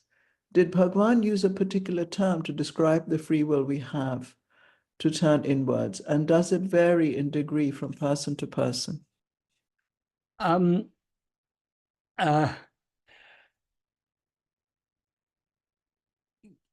Destiny, it determines what we are to experience. That is, destiny is the fruit of our past actions. So destiny determines what we are to experience. Destiny doesn't determine the vasanas. The vasanas are our will. The actions we do under the sway of our vasanas are what bear fruit, which we later experience as destiny. So this has got nothing to do with destiny. That's the first point to understand. Secondly, Bhagavan did use, he used two terms, Ichcha Svatantra and Kriya Svatantra. Ichcha Svatantra means freedom of will. Kriya Svatantra means freedom of action. That is, we are free to want whatever we want. So that's freedom of will. We are also free to some extent to try to achieve what we want. Trying to achieve what we want is it's freedom of action that enables us to try to achieve what we want. Because these two are very closely interconnected, though sometimes Bhagavan, when explaining this in more detail, he would separate them, explain what is Ichcha Svatantra, what is Kriya Svatantra, what is freedom of will and freedom of action. Generally, he talked about them together, and he talked about Ichcha Kriya Svatantra. That's freedom of will and action. So what is that freedom of will and action? We all have vasanas. Those vasanas are what we have cultivated in the past. So those vasanas, over time we change vasanas, because the vasanas derive their strength from us. Any vasana is strengthened to the extent to which we allow ourselves to be swayed by it, and it's weakened to the extent to which we avoid being swayed by it. But at any given moment in time, we have a certain fixed set of vasanas. The vasanas come from the past. So where does our freedom of will lie? Our freedom of will lies in that we have countless vasanas. As Bhagavan says in Nana, vasanas rise in countless numbers like ocean waves. There's so many vasanas. Every thought that arises in our mind is a sprouting of a vasana. Everything we see, everything we hear, it's all a play of our vasanas. But we have where our freedom lies is vasanas cannot compel us to do anything. Vasanas are our own inclinations. So we are free either to be swayed by any particular vasana or not to be swayed by it. And constantly we are making such choices. That is, there are so many vasanas arising in our mind, pulling our mind in a different direction. We are the one who decides to follow this vasana or to follow that vasana. So throughout the waking and dream state, we are exercising our freedom of will. And according to the vasanas we allow ourselves to be swayed by, if we allow ourselves to be swayed by any Vishaya vasana, that gives rise to activity of the mind. And activity of the mind leads to activity of speech and body. So all the activities or virtually all the activities we are doing, we're doing under the sway of our vasanas. So we're constantly exercising our freedom of will, even when we're not turning within, because we're choosing to follow one vasana or another vasana. In the same way, at every moment in our life, we have one fundamental choice. We are free either to follow some Vishaya vasanas. It doesn't matter this one or that one or which one. Either we're free to follow Vishaya vasanas, or we're free to follow Sattvasana. Sattvasana means Vishaya Vasana. Vishaya means objects or phenomena. So the inclination to attend to anything other than ourselves is a Vishaya Vasana. The inclination to attend to our own being is called Sattvasana, the being Vasana. By attending to our being, we thereby subside and thereby be as we actually are. So that's why it's called Sattvasana. When we attend to ourselves, we are allowing ourselves to be swayed by the Sattvasana. The more we allow ourselves to be swayed by the Sattvasana, the stronger the Sattvasana becomes and the weaker other vasanas become. Because to the extent to which we attend to ourselves, we are thereby refraining from attending to anything else.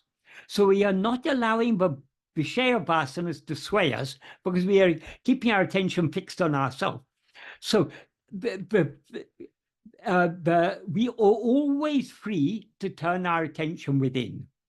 Bhagavan often used to say, prarabdha affects only the outward term mind. That's only when we allow ourselves to be swayed by the Vishaya vasanas and to go outwards, do we experience the prarabdha. The prarabdha is fixed. That the prarabdha is what we are given to experience. That is fixed. But we can experience that prarabdha only if we attend to it. If we, instead of attending to the prarabdha, if we attend to ourselves, the prarabdha will pass by, hardly noticed. That is, to the extent to which we attend to ourselves, to that extent will we not notice whatever prarabdha may be passing. So let the prarabdha take care of itself. That's why Bhagavan told us, whatever is to happen is going to happen. It's already determined by prarabdha. So we need not be concerned about our outward life. Let the prarabdha take care of all that. The prarabdha is allotted by God's will. So letting prarabdha take care of it means letting God's will take care of it. So we leave everything to God's will. We turn our attention within, which is what God really wants, because God wants nothing but for us to be happy. And happiness, true lasting happiness, can be found only within ourselves.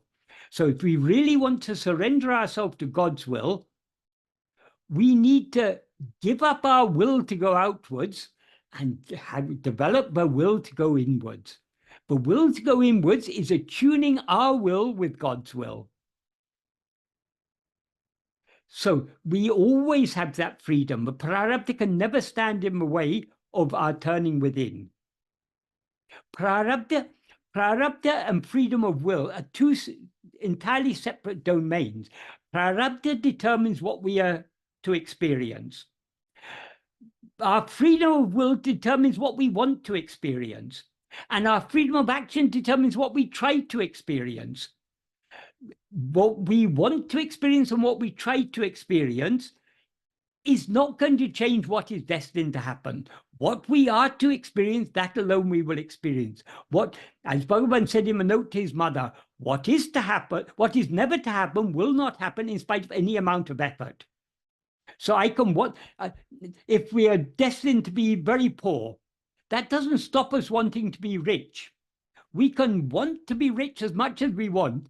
We can try to be rich as much as we want. We can keep on trying to find some way or other of making money and becoming rich. But if it's our destiny to be poor, we will be poor.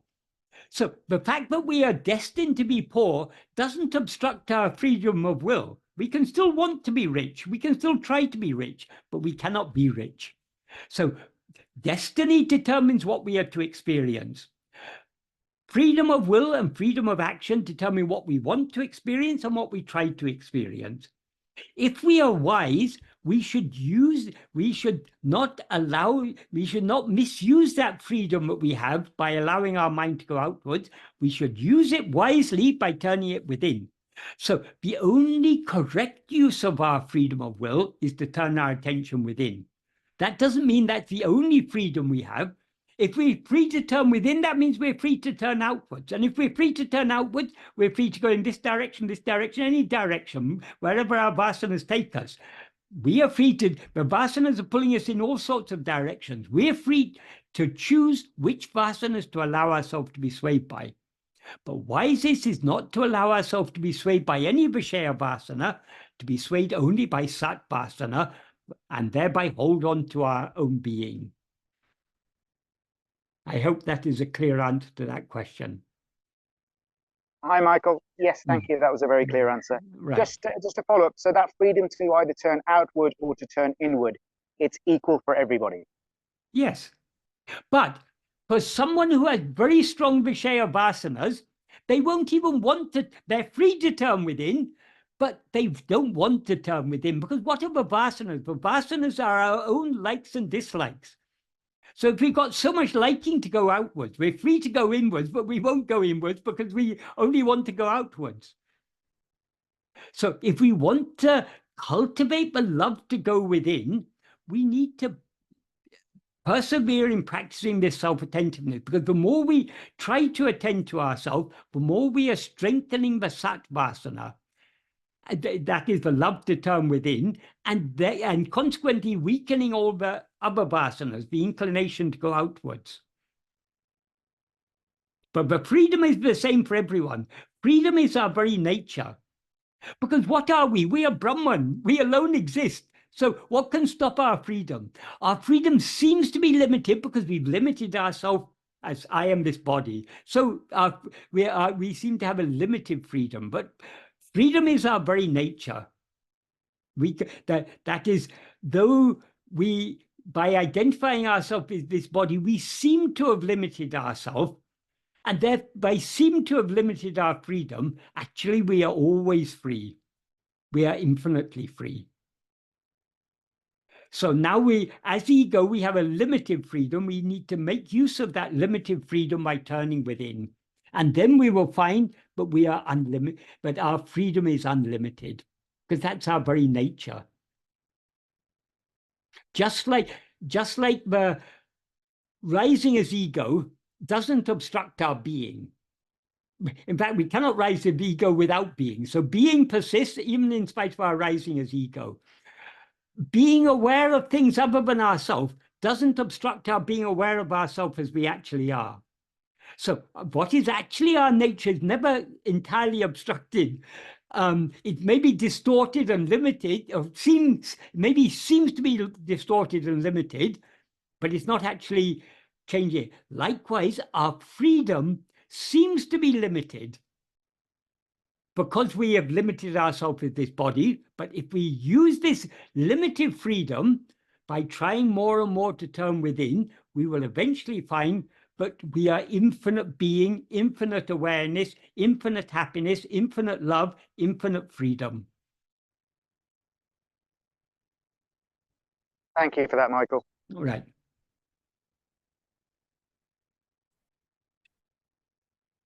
The next question is it possible that all life, waking and dream states, exist as a manifestation of self's grace? The love to turn within is the manifestation of self-grace. Everything else is a manifestation of Maya. Maya and grace are not two different things. But that is, as Bhagavan said about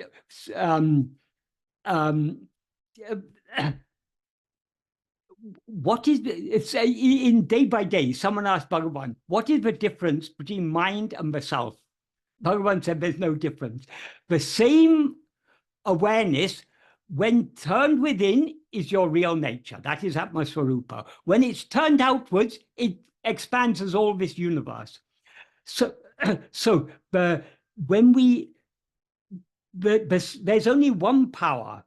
That power is called grace to the extent to which we turn inwards. It's called Maya to the extent we turn outwards. So now that power, it's often referred to, Bhagavan often referred to it as Chit Shakti, the power of awareness. We are misusing that power of awareness by directing it away from ourselves and thereby creating this whole world. That misuse of the power of awareness is called Maya. The correct use of the power of awareness is turning our attention back within. That is grace. So, but because our real nature is being aware of nothing other than ourselves, grace is our real nature. So grace is what is working to slowly wean us off the liking to go outwards and strengthen the love to go within. So any liking we have to go within, that is the working of grace. Any liking we have to go outwards, that is the working of Maya. And that Maya is nothing but ego.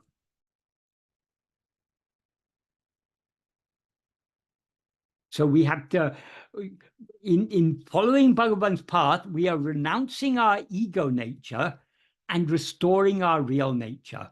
Our real nature is grace. Our ego nature is Maya. And the last question. Where does Ramana say that our prarabdha is allotted and designed for our spiritual development? And if so, how is our prarabdha designed for our spiritual growth? Are we given particular problems and pleasures that we have to learn to let go of? Thank you. I wouldn't be able to quote where it is recorded. It may not be. I mean, this is the fundamental principle of this law of karma.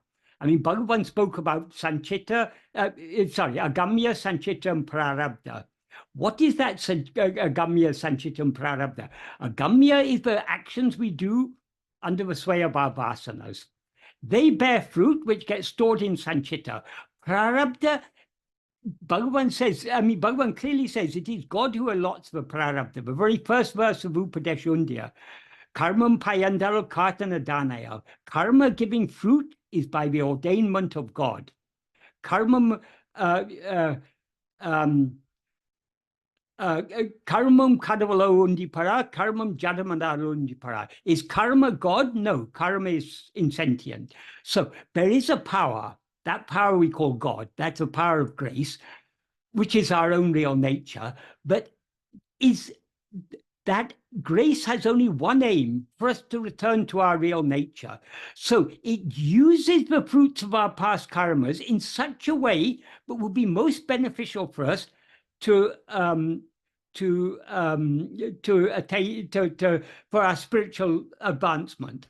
So it's the very nature of grace. But God did a lot of prarabdha, but wasn't good for us.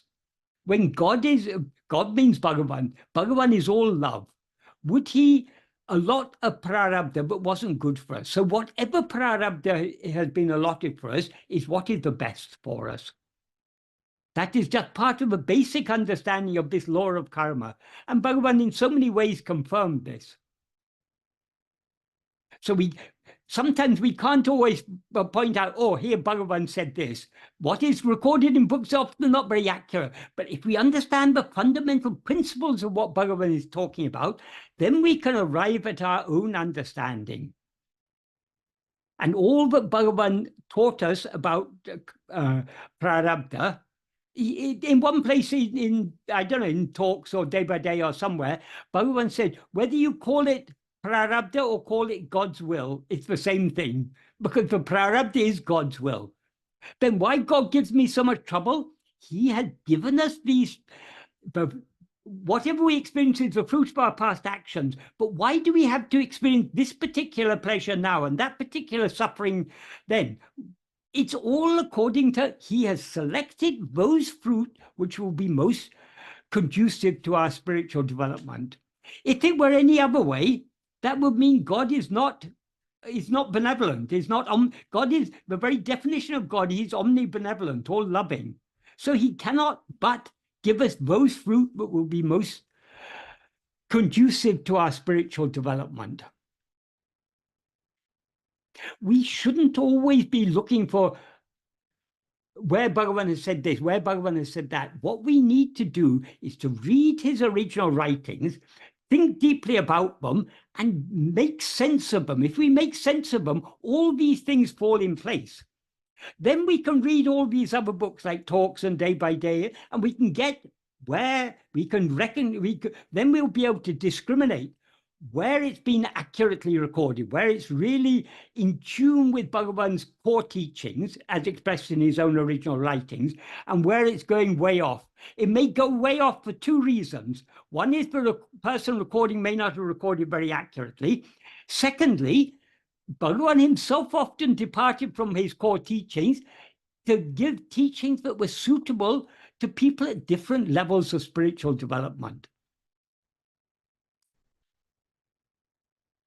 So even if it's been recorded that Bhagavan said a certain thing, we have to compare that with his original writing. Is that in accordance with what he has said in his original writings? Is it accordant with the principles that he has clearly expressed in his original writings? If it's in accordance, we can accept it. But many things that are recorded in books are not in accordance with his original writings.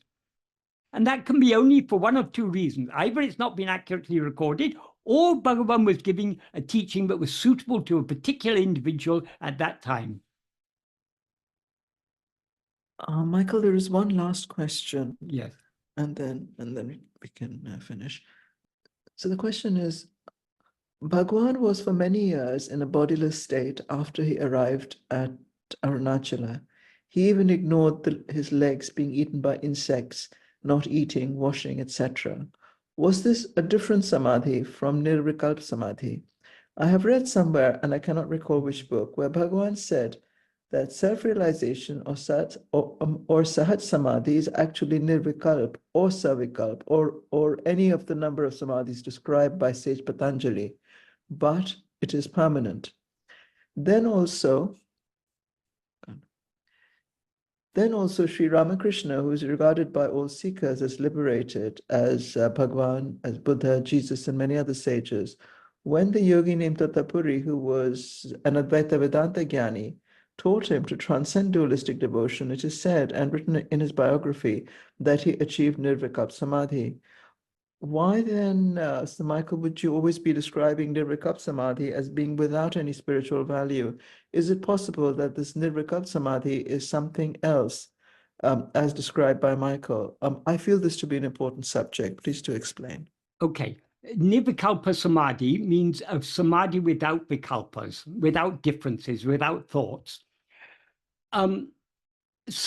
But there are two types of Nirvikalpa Samadhi, two types of states where the mind is completely dissolved. Bhagavan has made this very clear in verse 13 of Upadesha. There he says, dissolution of mind is of two kinds, laya and nasa. That which is in laya will rise again, that which is in nasa will not rise again. So the difference between laya and nasa, laya is temporary, nasa is permanent. Bhagavan, at the time that death experience came, Bhagavan, what happened is Manonasa. So Bhagavan was then permanently in that state. Sahaja Samadhi is the samadhi that remains after Manonasa. So Sahaja Samadhi is permanent. Once Sahaja Samadhi is attained, there's no coming out of it again. The Nirvikalpa Samadhi that comes and goes is only Kevala Nirvikalpa Samadhi. That is a form of Manolaya.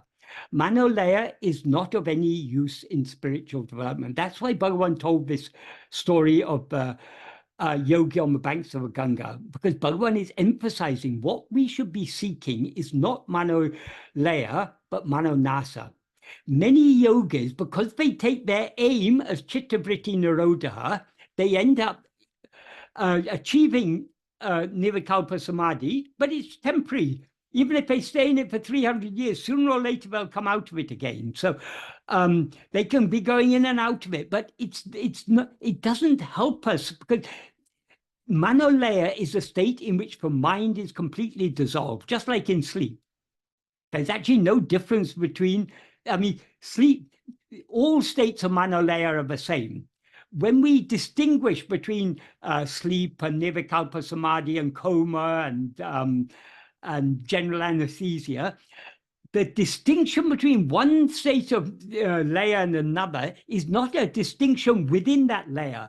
It's a distinction how we go into that layer. If you go into layer because you're tired, we call it sleep.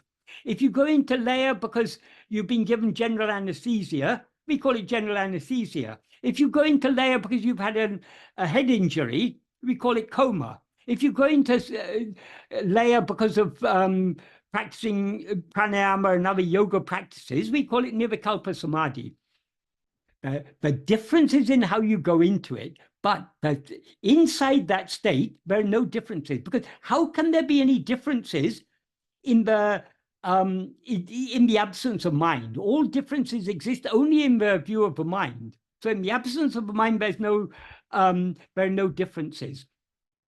So sleep is a state, is a nirvikalpa state. We don't generally refer to it as nirvikalpa samadhi, but it's certainly nirvikalpa. There are no differences experienced in sleep. So coma is also, and generally these are all nirvikalpa states. We call it nirvikalpa samadhi if it's been achieved by certain yogic practices, but they're all manolaya. That is, Bhagavan made it clear, that is not our aim. So if a yogi wants to achieve the permanent samadhi, permanent dissolution of mind, they shouldn't just stop with trying to achieve nirvikalpa samadhi. As Bhagavan said in verse 14 of Upadesha Undiyar, the mind which will dissolve by restraining the breath, only if that mind is sent on the orvari will its form die. Orvari means, it actually can be interpreted in two ways. Orvari, or can be taken as a verb, meaning investigate or know. So often in Tamil, adverbial participles, often in verses, you can use the root of a verb as an adverbial participle. So that's what Bhagavan has done there. So instead of saying orumvari, which wouldn't have fitted in the verse, he said orvari. So it's a contraction of the adverbial participle. So orumvari, or orvari for short, is the path of investigation. So Bhagavan says, only if the mind is sent on the path of investigation will its form die. Investigating what? Obviously investigating ourselves. From the context, we have to understand that. Orvari can also be taken to mean oruvari, one path. If we take it to mean one path, what is the one path that will bring about the destruction of the mind? It is self-investigation. So whether we take it as the investigating path or the one path, it's the same path. Only by in self-investigation will the mind die. That's why Bhagavan said clearly in Nana, pranayama is an aid to restrain the mind, but it will not bring about manonasa.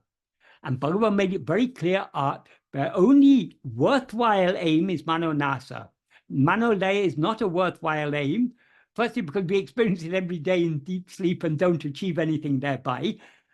But it's because we can't weaken the vasanas so long as we're in manolaya.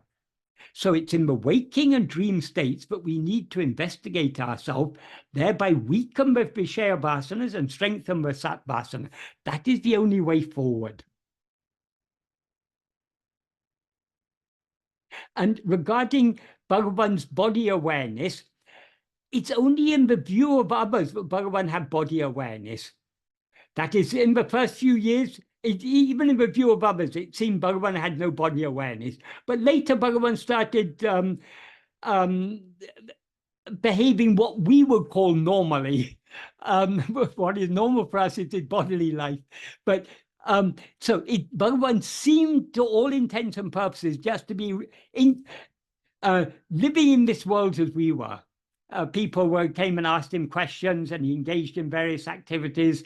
He helped cooking in the ashram. He went for walks around the hill and did all sorts of things.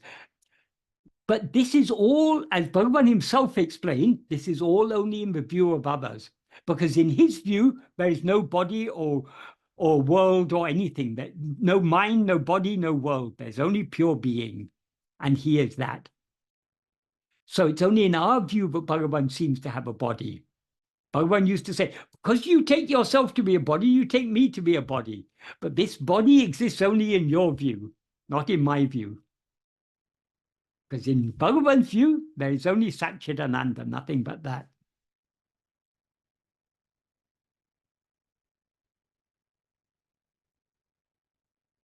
Should we finish it today, Michael? Yeah, if there's no more questions. Yeah, can I ask only one short question? Yes, certainly. Thank you very much. About this Sat Vasana, I have a little bit taste that we are talking about how to say quantity, vice versa quality. I mean, if we are doing properly self-investigation, we are strengthening our sadvasana, and then years pass and we are becoming better and better. But Yes. But what if it's about quality of investigation too? So if we are deeper enough, we have a real taste of our being without ourselves being there. So this means that we will have a taste of pure Ananda, and then we don't need sadvasana because Ananda will run from the happiness itself. I mean that we will be attracted to our nature by itself. What is a vasana? Vishaya vasana is the inclination to seek happiness in Vishayas, in things other than ourselves. Sat vasana is the inclination to seek happiness in ourselves. So to the extent to which we recognize that we ourselves are happiness, but the sat vasana is the love to attend to ourselves. When you begin to see more and more clearly that happiness is your real nature, you'll have more and more love to attend to yourself. That love to attend to yourself is what is called satvasana. Yes, that's what I'm talking about. Thank you. So it's the happiness is that happiness and love are inseparable, as Bhagavan says in the first sentence of Nana. In one of the clauses he says, Priyataku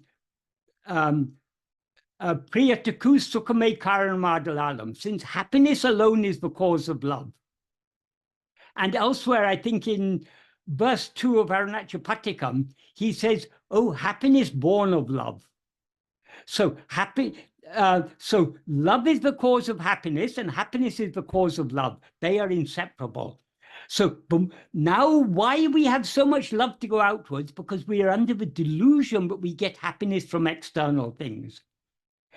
By looking within more and more, we will more and more clearly see that the actual source of happiness is only our own being. So the more we recognize that our own being is itself happiness, the more love we will have to attend to our being. So are we saying that ego falls in love in its being, but it's still feeling separate from it, and in the end it burns from love to itself? Yes, it loses out of its love for its own being. It subsides and loses itself in its being. It dissolves in its own being. So the inclination is burnt out by the love of the ego to itself in the end. What is burnt out is ego. Yes. When ego is burnt out, what remains is infinite love. But satvasana is still limited because we still have some liking to go outwards. That satvasana grows stronger and stronger until we lose ourselves completely in our being. When we lose ourselves completely in our being, what was previously a limited inclination to attend to ourselves reveals itself as the infinite love just to be as we actually are, which is our own real nature. Bhagavan often used to say, Bhakti is the mother of jnana. Bhakti means love. Knowledge, jnana means knowledge, but not knowledge in the sense of knowing facts. Knowledge in the sense of our own being is itself. But in other words, pure awareness is jnana. That pure awareness, we can experience that only to the extent to which we have love to attend to it. So love is absolutely key. The whole Bhagavan said in the Puranas, in the all the traditional stories that are contained in a set of texts called the Puranas, there are so many different stories. They're all all those Puranic stories all contain teachings. But one of the recurring themes throughout the Puranas, and also the Ityasa, the epics, is the fight between good and evil, between the gods and the demons. Bhagavan said, the the tattva, the significance of this, what is symbolized by this fight between the gods and the demons, is the fight between our sattvasana and vishaya vasanas. In other words, the battle is going on within our own heart between our liking to go outwards and our liking to go within. The liking to go within is given by grace. Because it's given by grace, it's surely going to win. But we have to cooperate with that grace by trying more and more to turn within. The more we turn within, the more we weaken the enemy, the outward going vasanas, and strengthen our own army, which is that love, that sattva vasana, the love to go within. Yes, So Michael, but the we whole have spiritual path is a battle fought within our own will. But even in the beginning of Advaita Gita, we were writing with one friend now, it starts that it's by the God grace alone, the desire for Advaitam comes in the concept of being. Absolutely. Because so it's closed circle. Yes, Jens. No, because the nature of ego is to go outwards. Because we cannot rise, stand, or flourish as ego without constantly grasping things other than ourselves. So the nature of ego is to have vishaya vasanas. But sattvasana is contrary to the nature of ego. So to the extent to which we have sattvasana, that is given only by grace. And what is grace? Grace is not something outside. As Bhagavan said, grace is not something that's going to descend from heaven. Grace is your own self, your own being is grace. So grace is ever shining in our heart. So if we want to yield ourselves to grace, if we want to avail ourselves of the benefit of grace, we need to look within. The more we look within, the more we are imbibing that grace, the more we're opening our heart to that grace. But even the liking to turn within is given only by grace. So that's why Bhagavan said, grace is the beginning, the middle, and the end. So in the end, all the words become together: knowledge, love, grace. They all mean the same. They're all different words referring to you. Tattvamasi, you are that. You are the being. You are the knowledge. You are the happiness. You are the love. You are the grace. You are the freedom. That's the meaning of Tattvamasi. Thank you. But in order to see that, we need to look at ourselves.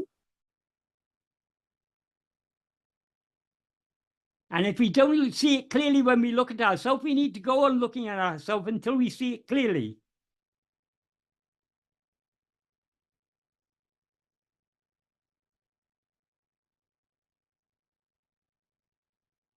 Oh, Michael, should we close now? Yes, okay.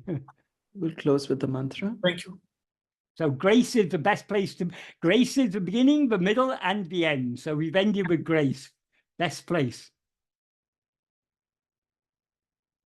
People think, but there's a part of Advaita, it's there's no room for bhakti, no room for grace or anything. That's a complete misunderstanding. Bhagavan has made it abundantly clear. But without grace, the path of Advaita is all about love and grace. This is the pinnacle of the path of bhakti. Om Namo Bhagavate Sri Ramanaya. Om Namo Bhagavate Sri Ramanaya. Om Namo Bhagavate Sri Ramanaya.